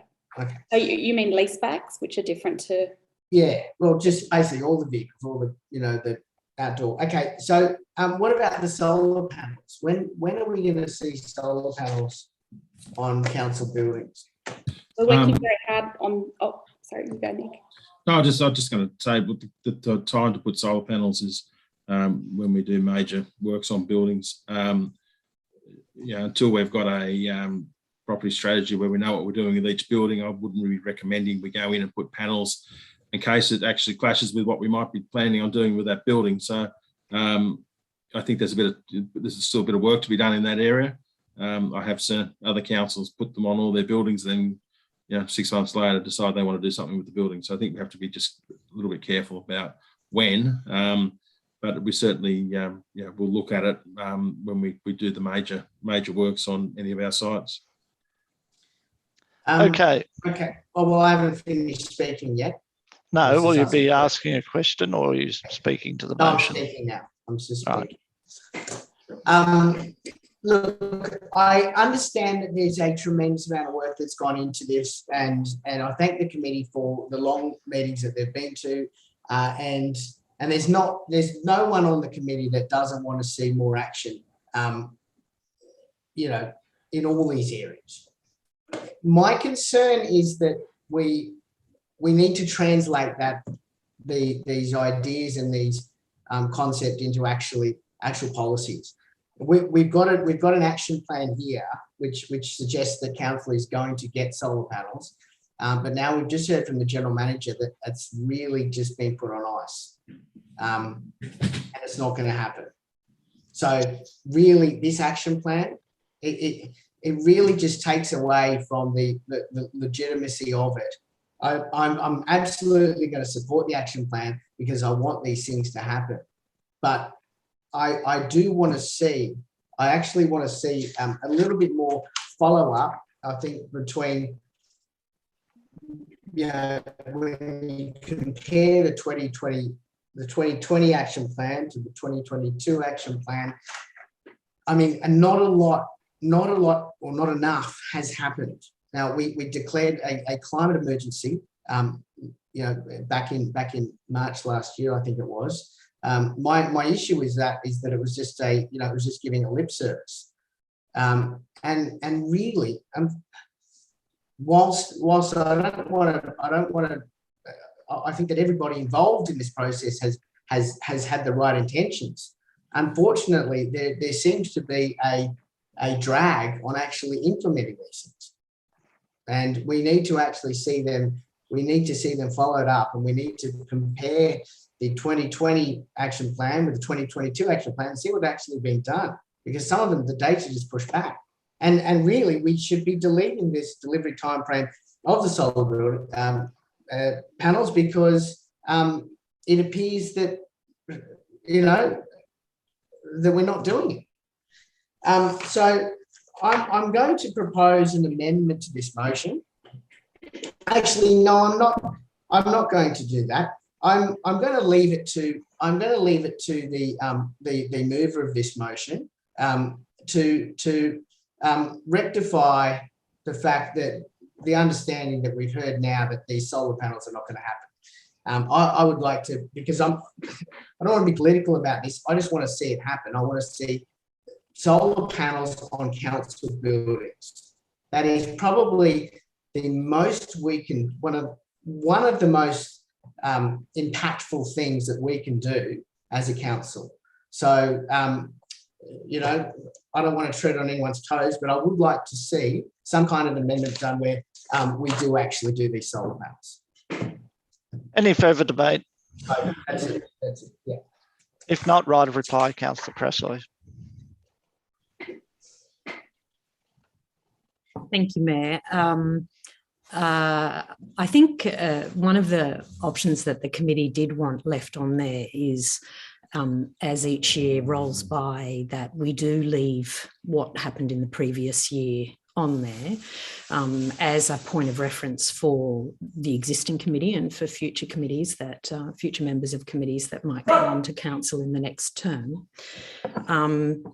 I think to say that nothing has happened in the last year would overlook the little thing called COVID that happened in the last year, and the fact that a lot of council fund and a lot of council staff attention was directed elsewhere. And I'd encourage you to come along to one of the committee meetings if you'd like, Councillor Collins. It's good for councillors to try and attend a range of the committee meetings, even the ones they're not members of, because you get an insight into the richness of expertise that's on that committee and their opinion of where council is at with our strategy and the importance of having a strategy, as the General Manager just said. So, for example, not rushing and throwing up solar panels at some cost to only find that in a short while a building is about to be changed, though this is the first I've heard that that's the General Manager's opinion about our solar strategy. And so it'll probably be something on the agenda for the first meeting when the committee reforms after the next term of council begins. Again, I'd like to congratulate the committee on the work they've done. I am glad that we have included in this report the United Nations Sustainable Development Goals that show which of those goals we as a council, through the implementation of this strategy and our continued adherence to massage it to get the best outcomes, not just for our community, but actually for our position on the world stage, let alone the Sydney stage, because climate, of course, is an issue for the whole world. So I look forward to the first meeting of this committee in the next term of council. I hope I'll be there, and I would encourage any councillors who haven't attended one of those committee meetings yet to come along and get a little informed about how this strategy has come about and the committee's professional and expert belief that as action plans go, the Hunters Hill Council one is for a one-year-old baby is actually in a great position. So congratulations to everyone involved. Thank you. I'll now put the motion to council. All those in favour? Against, declare that unanimous. And I'd also like to echo those thoughts of Councillor Cressley. The committee I've attended on most of its meetings, and I find it extremely talented, high-level thinking, with a mixture of our younger people to give us a bit of insight to where they want to be. So congratulations to all involved.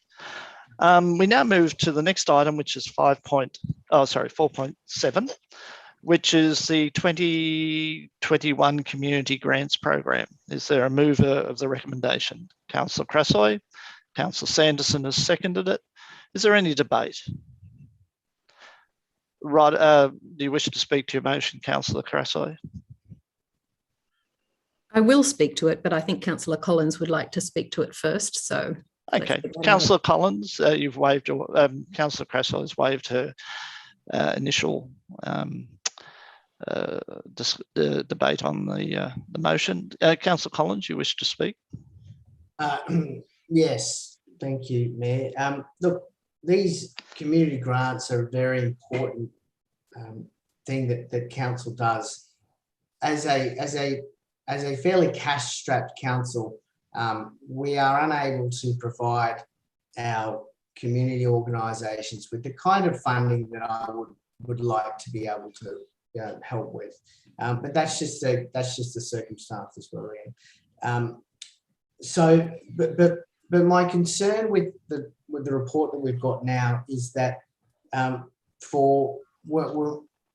this was raised at the briefing last week, I pointed out that there's of the community groups that have applied, and I will say the first time that this came to council, the first time that I encountered a council meeting, is that everybody that applied got the money.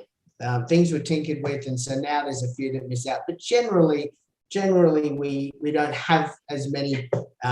We have enough to give everybody something usually. My concern this year is that there is for a particular group that has probably suffered potentially more than any other group in these times. The preschools and the primary schools. We don't have any money allocated for those. And I understand that the P&Cs have not made applications for funding, but of course, things are really up in the air at the schools, and there might be a little bit of disorganisation due to all the issues going on with kids not being at home and homeschooled and whatnot. I feel as though that we should be a little bit more lenient and to encourage any primary school P&C that wants to fund something for the schools and also the preschools. I understand that one of the preschools applied, but applied for a grant for something that had already been completed. And so technicality, I understand it's got to be something new. But there's no reason why we couldn't have, gone back to them and said, well, okay, can you find something new? And what I asked for at the last briefing was for council to go back to the primary schools and the preschools in the LGA. There's not that many of them, and find out if there is anything that we could do to contribute to some programs that they're, for the kids. So what we have now is a report that basically excludes an entire sector of the community. We don't have anything for, there's scouts and some, primary school age groups, but we've completely missed the preschools and the primary schools. I would like to see this, now I understand this is the last meeting, but I would like to see the primary schools that are eligible to apply and the preschools make an application so that we can assess these grants with all the information. The idea that we have however much left over, a couple of $1,000s left over, and then we open it up for a round two, is not leaving a lot for some great projects that could be funded by these preschools and primary schools. So what I would like to do is to propose that that we actually go back to these groups and find out what it is they would like, and if we need, and by all means, there is no reason, considering our meetings are online, that we cannot reconvene here in a week and deal with one issue. Okay, so I'm just going to propose that we call up the groups that applied last year and didn't get it, call up the groups we know might want it, and find out if they want to put in an application, so that we are not excluding anyone in the community simply because it might have been missed under the stresses that everybody's under. So I propose to amend this report to defer to an extraordinary meeting on Monday to come. I think we'll still be out of caretaker mode to deal with this one matter. It won't take us long, and it won't be at much expense at all. And look, you know, we can do it at an earlier time or anything that suits everybody. It should only take 5 minutes. It shouldn't be of any cost. We can bring it forward to 5 o'clock if it needs to be. And quite happy if we, you know, in a briefing to have it brought to us so that we can understand that we, you know, are supportive of it. And then it won't take long at all. So, yeah, so I'll move that motion that we go back to the primary schools and preschools to find out whether they would like to participate in this community grants program, and that we make a decision on it in a week's time. That's an amendment proposed? Yes. Is there a seconder? Councillor Miles. Do you wish, sorry, Councillor Crassoy, is it a question or? Yes, okay. Councillor Crassoy. Thank you. Through you, Mr. Mayor, could it be explained, please, what the process is for promoting our community grants program and what opportunity our community groups have had to engage with that process for this first round? And also just to confirm what I think is written in the motion, which is that the small amount of money that's left over is going to be reopened to the community. That's correct, right? Yes, Mr. Acting General Manager. Thank you, Mr. Mayor. I can confirm the second part of that question, and Ms. Ho might just take us through the consultation, or sorry, the notifications we had to Thank you. Tell people about the grants. So we advertised it through 2 of our e-news. They go out to 10,000 people. We also did targeted emails to the groups. It went in the Mayor's column in the TWT and was on our social media as well. Well, no one reads the Mayor's column, do they? Councillor Crassoy. Oh, sorry. Thank you. Further to that question. Also, I believe, and I could be wrong, so forgive me, did you run some workshops on how to write grants as well? And by targeted to those groups, you specifically sent it to the council contact in all of those community organisations? Yeah, we have a community groups database. So last year I ran a grants writing workshop face-to-face with the groups due to Zoom this year. We had to hold it, due to COVID, we had to hold it on Zoom this year. So had a number of participants who actually ended up submitting the grants in there. Thank you. Councillor McLaughlin, you have a question? I've got a couple of questions as well, and I think it's through you, Mr. Mayor, to the General Manager and possibly to Ms. Ho. Mm-hmm. So if we meet next Monday, is there going to be enough time for these people or these groups to be able to put together a grant? It's only 4 working days, and then you have to put together a report. And also, I don't think we can have an extraordinary meeting so quickly, can we? I think you have to give notice. Yes. The notice is now. Mr. Acting General Manager, can you assist? I'll just answer the notice. There is a set time for the notice, and I think if we were to call it tonight, that would be sufficient to have a meeting next week. And I'll ask Ms. Ho to just discuss whether we actually can get all the applications back by then. My feeling is it might be difficult, but I'll let Ms. Ho answer that question. We have simplified the grant writing process and had that feedback from a number of groups. We've made it quite a simple process. Following our briefing of councillors and the request from Councillor Collins, we did send out a survey to all our P&Cs and school groups and preschools, asking them if they had any needs, and I haven't had a response yet from any of the groups. So I'm not sure whether that's because they're busy getting everything ramped up and having to get their kids back to school this week or not. Some of the teachers that I've spoken to have said they're not even thinking about it till next year, but I think they could get the applications done if they really wanted the funding. I'm not sure what will happen, but we have put that out there over a week ago. Sorry, I've got a couple of more questions. And this is to process. I mean, do we actually have to go to an extraordinary meeting to do that? Or could we not pass some of the grant programs so that some of these groups get their funding this year? Or is it possible to hold the, I know there's a couple of $1,000s that is being held for these groups. The next council might actually just be able to add some more money to that, and it's a round 2 program that is actually informed by things that are happening at the beginning of the school year next year. It gives people an opportunity, I think, to probably think about what they do over the holidays and where they need that money to be spent, rather than just coming up with a willy-nilly program now in 5 days' time. Is that a way to do it? Can we pass something tonight and hold over some of these funds? Or Mr. Acting General Manager. Through you, Mr. Mayor, that's exactly what we're recommending tonight. Right. That we pass certain grants and then go back out and engage with the community, and then bring back a report early next year. If there was that, we did discuss at the workshop or maybe via email, I can't recall now. You could delegate to the Acting General Manager to make decisions on those, but I'd probably feel more comfortable if it came back to council early next year.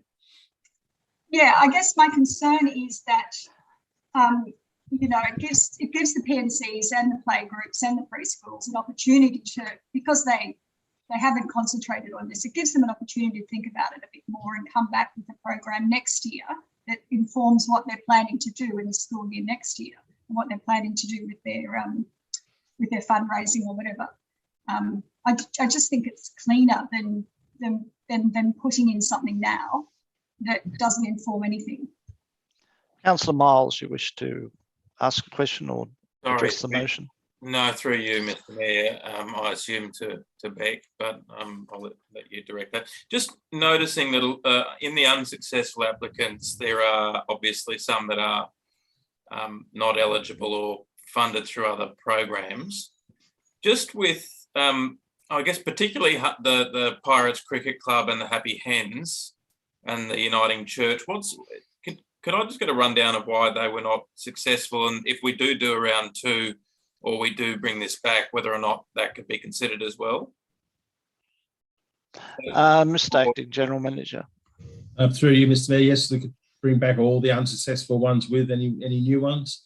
We did have a discussion as to why the others weren't recommended last week. I can reiterate that, but they certainly could come back as part of any review. So what the Cricket Club and the Happy Hens, what was the story there? Mr. Acting General Manager. Through you, Mr. Mayor, the Cricket Club, I understood that was a program that I think is basically supported by the Cricket New South Wales or Australian Cricket. It's just a normal sports program that people would normally pay for. And so, this is not anything out of the blue. It doesn't sort of leave a legacy with the group. It's just to get a number of kids to play in the general cricket competition. In relation to the Happy Hens, where they're very heavily subsidised with no rent and other opportunities that we provide with them there. And I think that's probably enough at this point in time. Okay, Councillor Collins, you wish to speak to your amendment, or have you said enough? No, definitely haven't said enough. I'm mindful of the time that we've got left in this meeting. Well, you took up a bit of time with your motion without notice, which I didn't think was appropriate anyway. So I'll speak to this motion within my allocated time. Now, as for the process of applying for the grants, I understand that that everybody was given the opportunity to go to workshops, as Councillor Crassel alluded to. In reality, it is very difficult in the current situation. These groups are very busy. They're very busy, and it is very hard to attend a workshop. And quite frankly, emails 2 emails on a sort of councillor, notice email may not get read. Now, it's obviously been missed. I'm sure that if you went to any P&C at the moment and just, picked up the phone and asked them, is there anything that you need? I'm sure that they would be able to come up with something. Now, as for Councillor McLaughlin's suggestion that they can just apply next year, well, they should apply next year as well. We should support them every year. The idea that we would just give them more time to come up with it, I just think that at this stage, we don't have all the information in front of us. And so I think we might have lost you for a second. Yeah, we don't have all the information in front of us. And so we shouldn't make a decision on some when we don't know all of it. So defer it for a week, get the right information, make sure everyone participates, particularly the preschools and primary schools, which I think have been overlooked in this situation. And let's get a good result for the community. Anybody else wish to speak to the amendment? If not, right of reply, Councillor Collins. No. I'll put the amendment. No. I'll put the amendment. All those in favour? Against? Declare it lost. We now move to the substantive motion, which was moved by Councillor Sanderson. Councillor Crasso. Oh, Councillor Crasso, sorry. So where we're at in the debate, have you spoken to the motion? I think you... Anyway, any further speakers on Councillor Crasso's motion? Right of reply. Thank you, Mr. Mayor. I understand Councillor Collins' angst about it. I do, and I also appreciate that it's only a small amount of money that we offer in these grants. It's a token, really, $15,000 in total, I think it is. And I do appreciate that it has been a trying year for many people, particularly our small community groups. Nonetheless, 20 community groups did put in applications, and some of them actually did get some assistance from council. Some of the ones who were not accepted this time round on the council officer's recommendation have received a response already, or their opportunity has been diverted through another avenue of the budget, which is really creative, and it's what we need to do as a small council, how we can support our community groups as best we can. I think that the people who did get those emails, and I believe they're not just a spam email, they're actually an email from the community groups nominated contact with the council officer, and 2 were sent, but they are busy. I just think the groups that did make the effort to get their application in under just as much duress as everyone else at this time of year and in this particular year deserve to have their grant approved now. I think there's a little bit of cash left open, which will be open to round 2. And as the council office just informed us, those groups have already had a call from her asking how we as a council can support them at this time, and that there is a little bit more cash left for them to apply for. So I think the motion actually covers all of this without complicating it by calling another meeting and without delaying the applications that have already been set. And I also note that these grants will be open again in June, which with the elections coming up and council Christmas being over, it's going to be here in a blink, and there'll be those opportunities again. So I think I just want to congratulate the General Manager and the Council Officer again, because with a little bit of money, I actually think they've been very creative with what these grants could provide and with the rest of the budget where we could use it. So thank you for that. And I hope that the little bit that we have managed to sprinkle around is of benefit to those groups. And I hope that any group that is interested in taking up that last little bit of the grant funding will get their application in soon, and they know which council officer to call, because that council officer has already called them and given them a nudge. So I think it's very simple. That little bit of money left, it'll go in a snap, and this opportunity will be up again in just June next year. So thank you. That closes debate. I'll now put the motion. All those in favour? Declare it unanimous.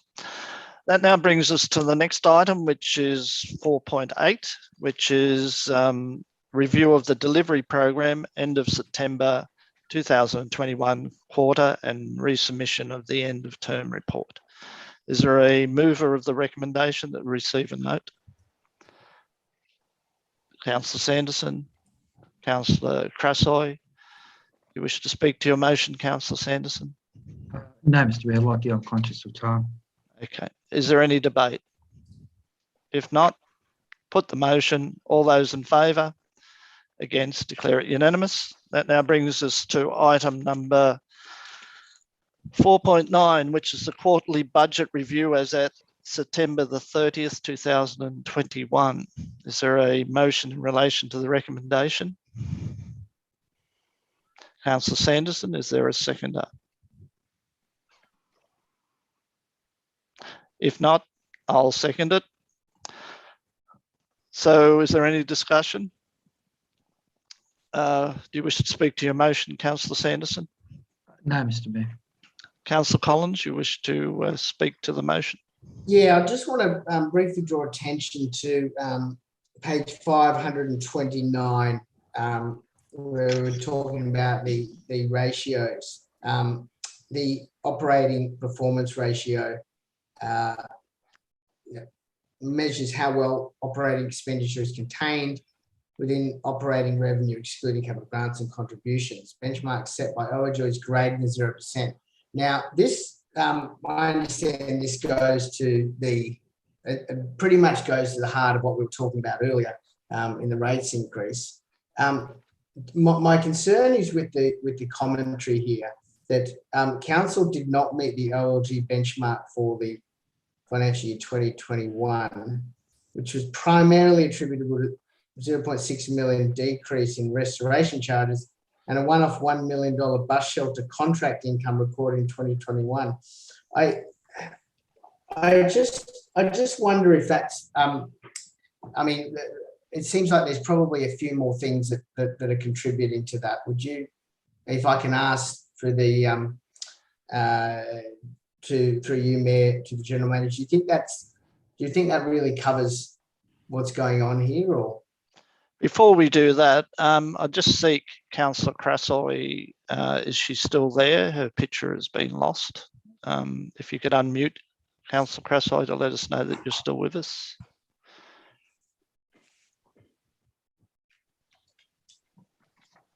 Nope. Could a staff member, Mr. Acting General Manager, give Councillor Krasoi a call and see what might be happening there? She might just have left for a minute. Yeah, Sorry? I think She might just have left for a minute. Oh, okay. Well, it's useful if you let us know if you are doing that. I can imagine there's important reasons for that, but we need to know that councillors are present or not. So if it could be noted in the minutes that Councillor Krasoi has left the meeting, and when she returns, we'll note it. Mr. Acting General Manager, could you please Ms. Kenny, would you like to answer that one? Yes, so essentially that ratio, in a very simplest nutshell, it comes down to whether you post a deficit or surpluses. So, Council, as you will recall, last year we did post a significant surplus. A large reason for that was the bus shelter income that we recorded, and also we had increased restoration of fees. This was due to some utility work being done in Hunters Hill Council.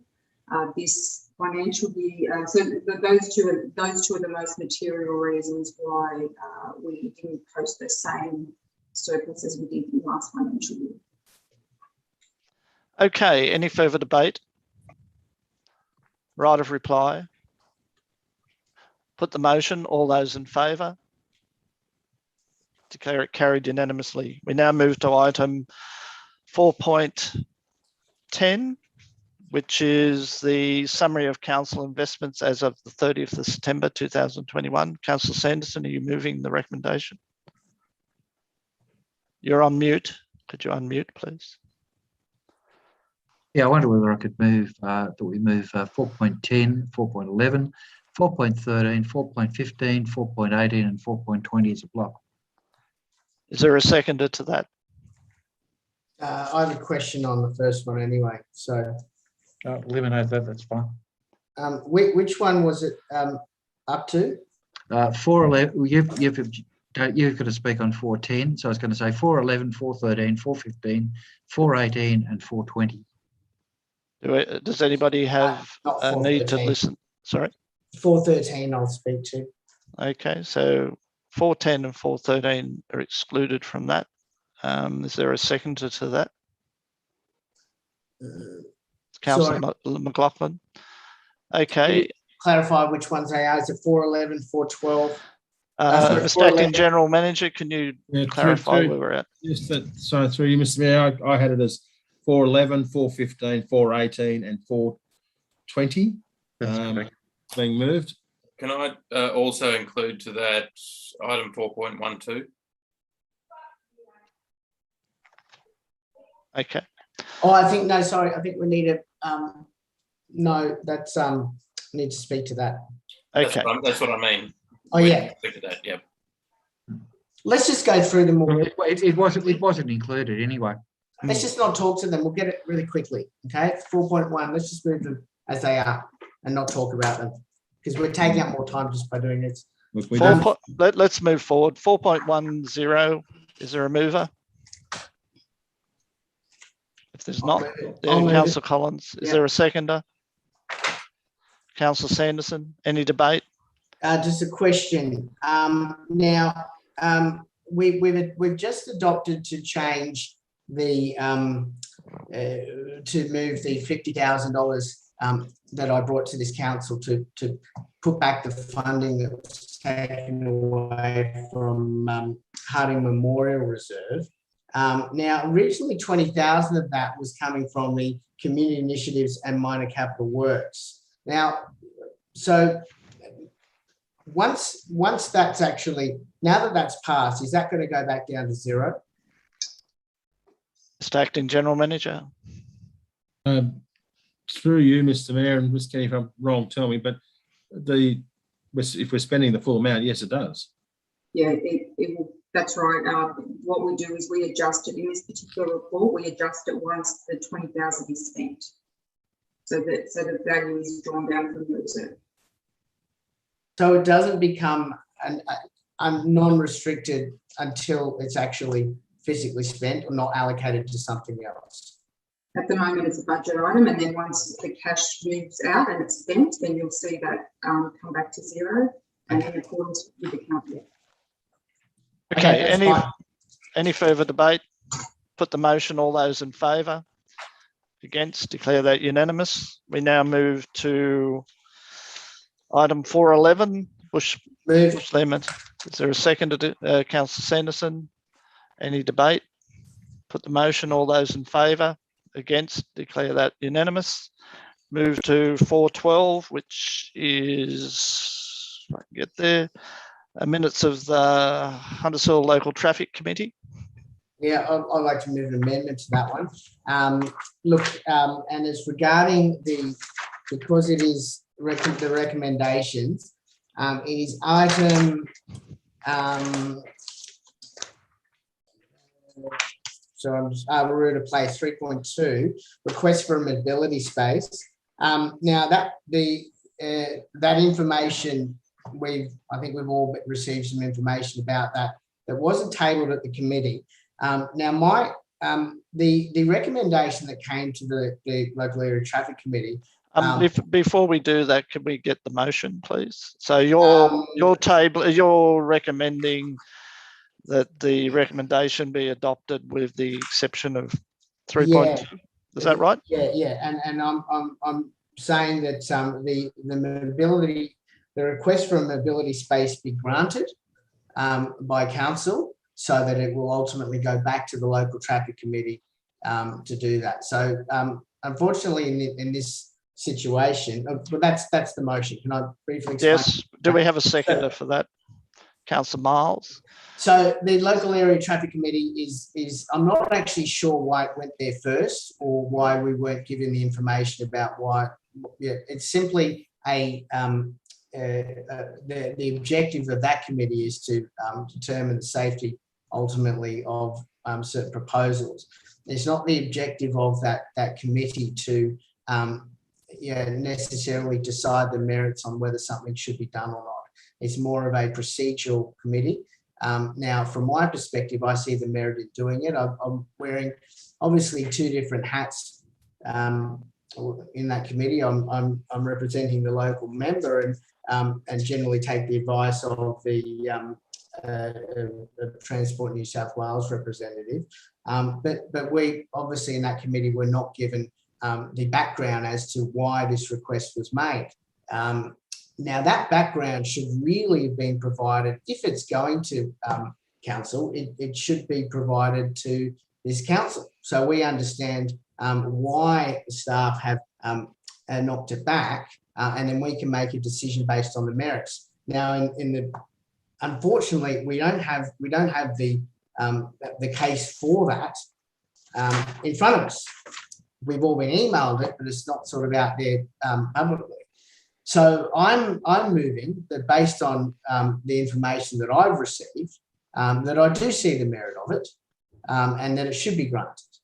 And so I'm moving that we, subject obviously to the local traffic committee assessing the safety impact of it, then I support the merit of actually of approving. Okay, so we've got a motion on the table that adopts the report except for 3.2, and that council approve the mobility location pending final advice from the traffic committee. That's correct? Yes, that's correct. Okay. So it won't actually have to come back to the committee if the local traffic committee, won't have to come back here if we endorse it here. Yes, and the traffic committee agrees to it. Yes. Okay. Is there any further debate? Councillor Crassoy. Just a question, Mr. Mayor. Councillor Collins is saying that he's received an email with the rationale. Is that the email? I'm just checking my emails at the same time. Is that the email from the resident that you've received? Yes, yes. With their various email exchanges, but no actual report from the council officer. No, and that's the problem. We don't have it. And you wouldn't just consider asking for a report from the council officer before we, I mean, you just said that we shouldn't really just drop things on the traffic committee. So should we ask for a report from the council officer before we just approve something to send to them? I mean, I'm sorry, the email came today and I was working on the council papers and I'm just scanning back through. There's just a lot of emails that have just been sort of copied and pasted to us, but I don't see anything from the Councillor Crassoy, general manager. I'm just asking if councillor. First, I wanted to check if that's the only information we had, which is an email from a resident. Mr. Acting General Manager, I believe that's the case at the moment, is it? I might ask Mr. Dutton just to make a comment in relation to what reports and what we haven't done in relation to this matter. It's been going on for some time. Thank you. Through you, Mr. Mayor. There's a couple of things with this one. The Traffic Committee is a technical review committee. So their job is to look at the merits of, from a safety perspective, like Councillor Collins mentioned. From that perspective, this proposal has, the location that's proposed is less than about 6 metres across the road. Putting in whilst you can park there now, staff have mentioned previously that it is very narrow. Less than 6 metres. By the time you put a car in there parked a couple of 100 millimetres from the curb, you're talking 2.7 to 2.8 metres to get the other cars around it. So it is very tight. So that's one of the issues. The second issue is that this is across from parking areas. So you've got people trying to get in and out of the 4 parking spaces. And that becomes difficult as well. So they're the technical reasons that the report went to the traffic committee. The decision now rests with council. You do have the authority to be able to reject those recommendations and go with implementing the mobility space. I don't believe that's the case. It is. I've actually, sorry, Councillor Collins, I've got the actual piece out of the guidelines. And it says if the council wishes to exercise a delegated function when the LTC advice is not unanimous, or the elected council wishes to act contrary to unanimous LTC advice, then council must notify in writing both the New South Wales Police and the RMS rep on the LTC. Council are to refrain from taking action for 14 days so that New South Wales Police or RMS can appeal to the chair of the regional traffic committee if they wish. So you do have the ability to because they're only a recommendation. You're the decision-making body, so you can do that straight away, or you can refer it back if you like as well. It's up to you. Yeah. Well, you have a motion on the That's table. the case. I would refer it back because I believe in the merits of the request, which wasn't presented to the traffic committee. And I think the merits of the request is something that we should decide, and then the traffic committee can, the experts there can look at the technical aspects. So my motion is to refer to support this, but refer it back to the local traffic committee for sign off. Sorry, it was my understanding that we had to abide by the. But if that's the case, I don't want to reject, because they were given a report without the merits of it. Okay. So yeah. Right, you've got your point across. There was a seconder to that, was there, Councillor Miles? Yep. Yes, that's correct. Is there any further debate? If not, you've had your say. You don't want to say anything more. Put the motion. All those in favour, against, declare it carried unanimously. And now we move on to item asset data 4.13. Is there a motion in relation to the recommendation to receive and note? Yeah. I'll Councillor Collins, seconded by Councillor Sanderson.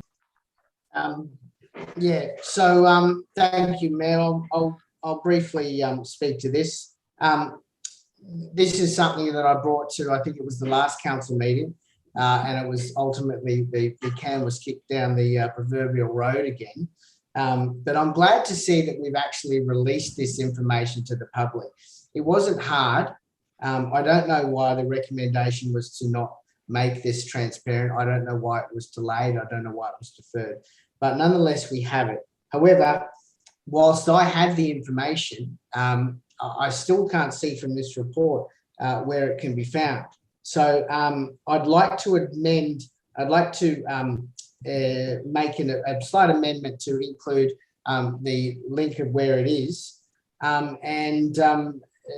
Yeah, much like the footpath network that I managed to encourage council to publish, you know, have links between the two. So yeah, just number 2, to make the information accessible from the homepage of the website. The data is produced. It's being produced on the council website. Oh yeah, just produce, but a link somewhere where it can be, you know, found. That's all. Yep. You happy with that, Councillor Sanderson, as the seconder?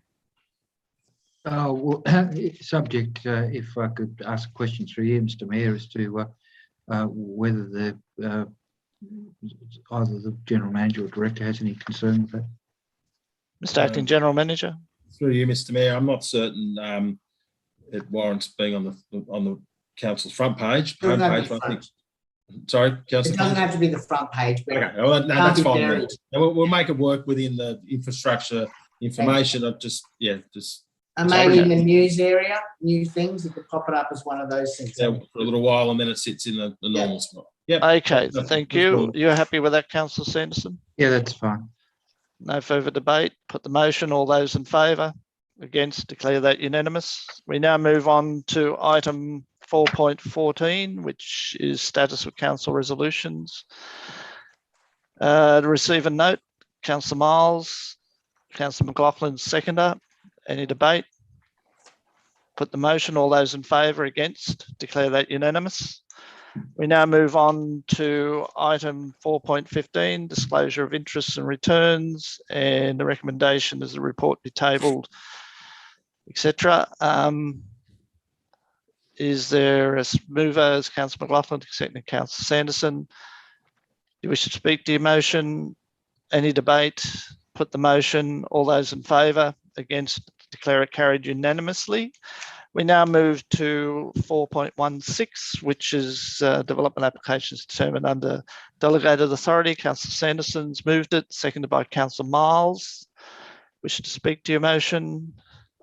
Yes, Mr. Mayor, I'll just briefly add to what I had to say the last time we looked at these delegated authority DAs. I mean, it's predominantly trees again.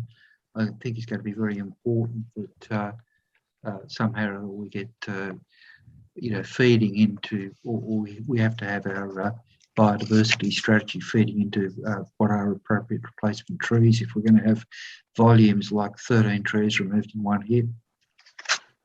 Thank you. Any further debate?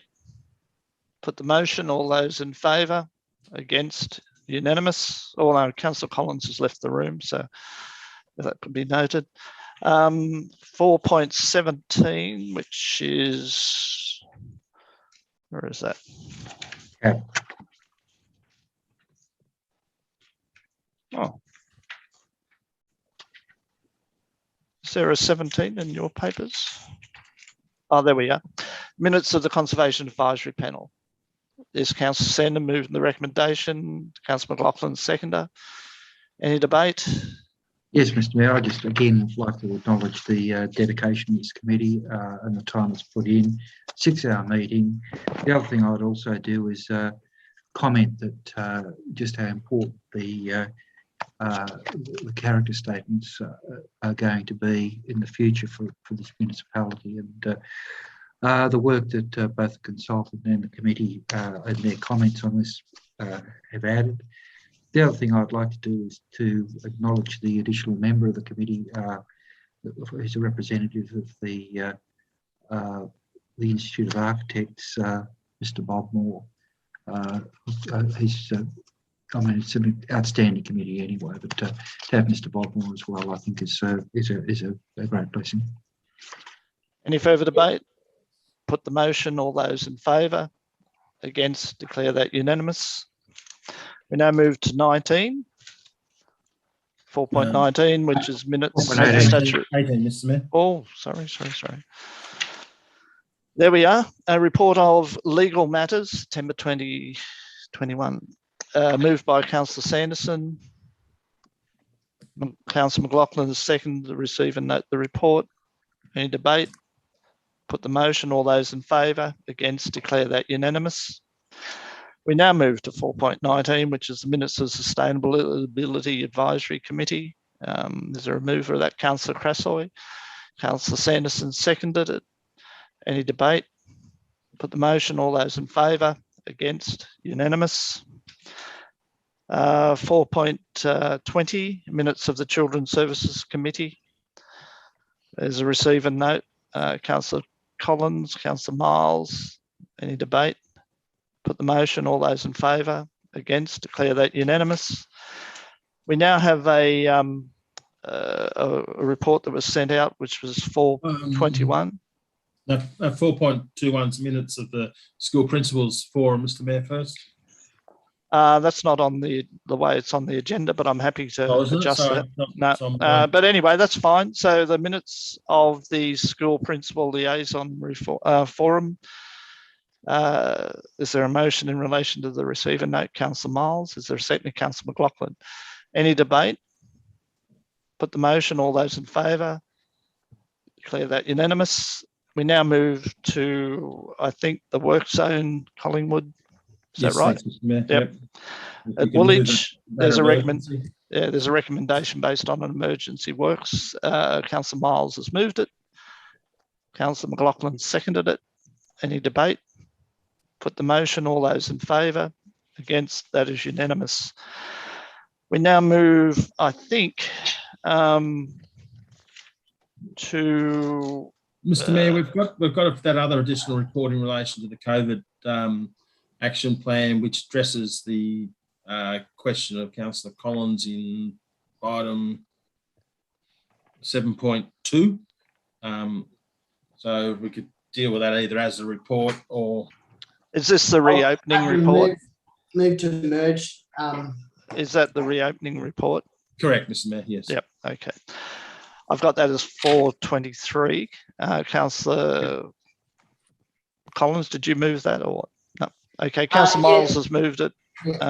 Councillor Crasso has seconded it. Is there any debate? Councillor Miles. Sorry, through you, Mr. Mayor. This means, and I know that Councillor Collins got a similar email about the properties that are leased out by the Jiu-Jitsu up at Gladesville Road. That means that they can open at that point? Not to the 1st of December. If you adopt the recommendation within the report, we've got the costings if you wanted to move them to be open any earlier. So what's the reasoning behind that? Just wanted to understand that in particular. Mr. Acting General Manager. It's the issue around multi-use of the buildings and having various people having their own COVID safety plans and ensuring that they're occurring, that we have the additional cleansing in between uses, and that, what have I missed, Ms. Ho? You've covered most of it off. It's us taking the responsibility and risk of opening before we get to stage 1. So there's a little bit of cost involved in that. We don't have staff on site, and it's in line with what the other NESROC councils are doing in the region. That answered your question, Councillor Miles? Yeah. Okay. Any further discussion? Councillor Collins. Yes, I'd like to make an amendment to the motion to open on November 1. Because, or actually, when's the next? Is November 1 chosen because we're at 80%, or is that another date? Yeah, question 3. Mr. Acting General Manager. Ms. Hayes, Yeah, I'd like to respond to that. The November 1's mentioned because that's the date City of Ryde are opening, and City of Ryde have chosen that number based on the fact that stage 2 was meant to be 25th of October, and they needed a week to get their agreements in place. They've done it a little bit differently. They've made a special condition to their current hiring agreements to make it all work, and that's why November 1 was mentioned. That involves a cost implication. So the next stage is at this stage until the public health order may change. I'm not seeing it yet, but December 1st is the next stage. Okay. So yeah, look, I think we can do it better than Ryde. I think we need to look. I understand that there's going to be a cost to this, but the cost that's going to be and the hardship that's going to be imposed on these community groups and activities, kids' activities that have been effectively sidelined. I think it's worth it. I think we need to wear the cost. I think it's going to have a very small impact on this council's finances, but it's going to have a big impact on the next month for dozens of kids and adults that are participating in these activities. So I would like to move the motion that where are we now? 18th of December. Look, we'd obviously have to look 1st of November. We'll do 1st of November because look, I think we could aim for 25th of October, considering that Council, I think I need a little bit more time than 25th of October. Okay. Well, you've given the option here of opening November as a possibility. Then let's move it to 1st of November, so that there's an extra month that these kids can do their jiu-jitsu after missing out for so many months, and all the other community groups that are using these facilities. Let's just get them open. Let's just get it happening, and let's just get things back to normal. Before we move any further, I need a motion to extend the council meeting by 30 minutes. Councillor Miles, Councillor McLaughlin put the motion. All those in favour? Against? The meeting will close at 10 p.m. So, Councillor Collins, you've moved an amendment. Yeah. I'm happy to incorporate that into the motion. Okay. So the seconder happy with that, Councillor McLaughlin? I think, was that you? No. Okay. Who was the seconder? Councillor Crassoy. Okay. Right. That now becomes the motion. Any further debate? Put the motion. All those in favour? Against? Declare that unanimous. Mr. Mayor, can I just on that that now we've adopted that. So in the report, it was clear that it was difficult. We were going to have very much difficulty having different people in the building at different times. So we're going to need to have them negotiate that and make and allow people to work together and make that happen. So that that's what we're adopting. I just want to be sure about that. So yes, and we'll make every endeavours to get as many people through the building as possible. But we will, we'll need to have a discussion with individual users to make that happen. Yes, there's got to be operational issues addressed in the process. Thank you. So that was 23, 24 was reopening. Minutes of the preschool. Done that one. Have we? So we're up. Yep. Principles. Up to 7.1, and I have no further answer in relation to that, councillors, except that I spoke to the Department of Local Government this afternoon. I need to do a little bit more work, and hopefully we'll circulate something in the next 48 hours. Okay. I'll obviously speak to that motion. No question. Question it is. Oh. Yeah. Councillor Collins, what do you wish to say? Yeah, look,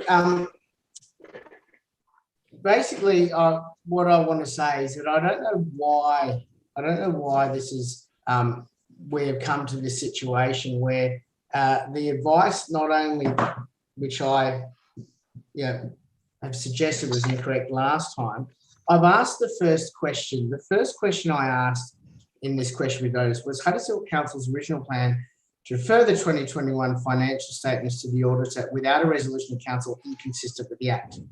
Now, the answer that's been received tonight is that further information is being sought from the Office of Local Government. A response will be provided before or after the council meeting is available. Apparently, we don't have it.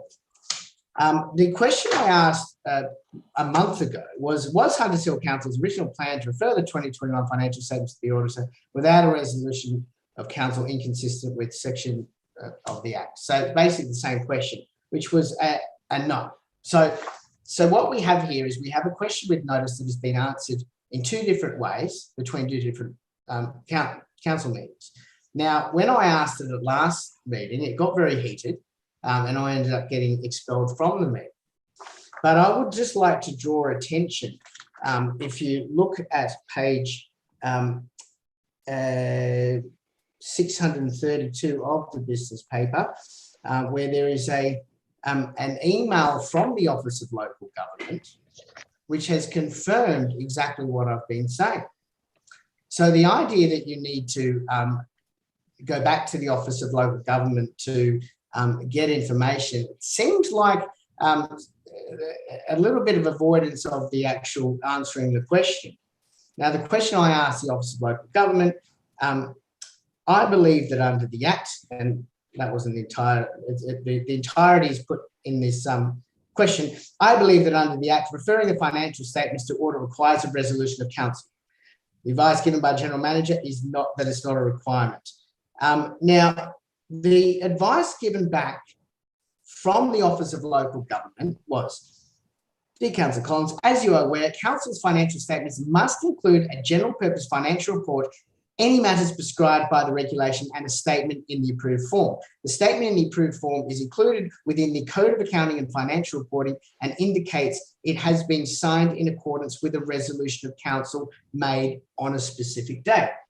Now, if you actually go to the Code of Accounting Practice on page 8, as I tried to point out, at the bottom of page 8, these are the exact words on the actual, on the approved form. It says, the Local Government Act requires a council resolution prior to the financial statements being sent to audit. Now, everybody that is involved in answering this question has read that. I've pointed it out. Now, I wonder whether the councillors have read it, because you've been given incorrect information. And lo and behold, here we are, over a month after I first had this in the business paper, and the Office of Local Government will have something to us next week. Well, isn't that handy? Because obviously there's no more council meetings, and so it's never going to go on the record that basically that we have had this question not answered correctly. We've been given incorrect advice, which has now been substantiated by the Office of Local Government. The advice we have been given is incorrect, and yet the staff will not admit that they have made a mistake. All I want to get here is transparency and accountability. A simple, yes, it was incorrect, we move on. But from the start, there's been this denial that it's even an issue. So honestly, we need to be transparent and honest and own our mistakes. In this situation, it is completely unacceptable that after all this time, we don't have an answer. I don't have an answer.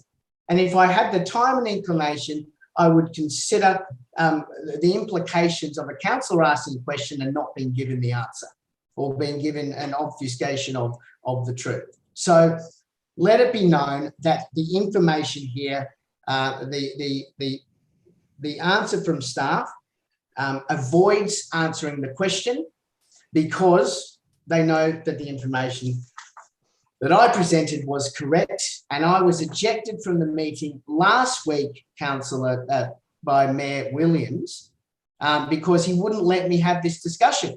He wouldn't even let me point out the fact that I'm staring right here at the approved form, and it says the Local Government Act requires a council resolution prior to the financial statement sent by Audit.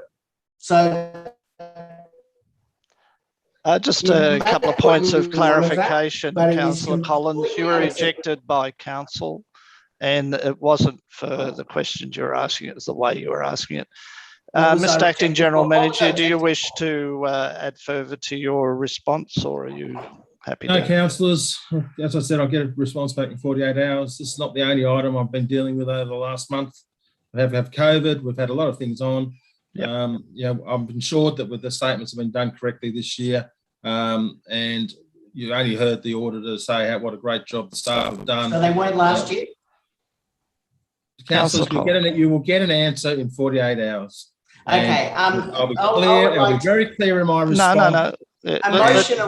Councillor Collins, could you please let the Acting General Manager respond without interruption? To say, Mr. Mayor, as I said, the auditor made it very clear. Our audit letter had one outstanding issue. Everything has been clarified over the last 12 months. Outstanding result given COVID and what staff have done. At the same time, we've been implementing a new financial system. I just can't say thank you enough to the guys for the effort they've put in. Councillor Collins will get his response in 48 hours. Okay. I'd like to thank the staff also for the work they've done. Will that be published in the minutes? No, councillors. It won't be published. It'll go in the next set of council minutes. It will go in the council minutes? The next set, not this set. So it has to be tabled at the meeting to go in this set of minutes. Well, that's isn't it? All right, great. Councillor Collins. Okay, we now move to 7.2. Has that been dealt with? That's been dealt with, Mr. Mayor. Okay, that concludes the meeting this evening. Not much. Are there any questions? Any further questions? Questions without notice. Mr. Mayor, to say thank you to everyone for a fulsome 4 years on council, and congratulations to the Acting General Manager for taking the reins during such a difficult time and taking them so skillfully, like a horseman who's been doing this job for a very long time. We've appreciated your advice and your patience. And good night, everyone. Hopefully see you in the next term of council. All the best. Before I close the meeting, I'd like to just echo those thoughts and thank the General Manager and his staff. And as we've heard from the Auditor, and on many occasions from our community, as well as the councils we interact with, that our staff are doing a great job, and the amount of empathy they have at the moment through our current Acting General Manager with our community is good, is great. And I'd like to sort of make the comment, I think we've left this council in a better state than we received it. And I think the community has appreciated the extent which our staff go to, both through the COVID process particularly, both the indoor staff and their compassion and concern to make sure the welfare and well-being of staff, of community, and particularly the unsung heroes, our outdoor staff, because they've worked very hard to keep our reserves and public spaces available for the community in what I believe to be probably the best condition they've been in many, many years. So a thank you to all the staff, particularly to our acting general manager for stepping in and providing us with very good leadership, very good advice. And I thank the councillors for their participation over the last 4 years. And as Councillor Crasoy mentioned, not every meeting has been smooth and not every meeting has everybody got what they wanted out of a meeting. But I think what a democracy is about is collective decision making. And I think over the last 4 years, this council's made many very important decisions that sets us into the future with a plan and with a vision. So thank you again. That concludes the formal council meetings for this council term. And good luck for those that are standing again. And thank you for those that have contributed that may not be. And the new council will convene in the new year. So, and by the way, thank you to our volunteers and all the people that serve on our committees. We couldn't do it without you. So with that, good night, and let's keep our vision on Hunters Hill and where it needs to be.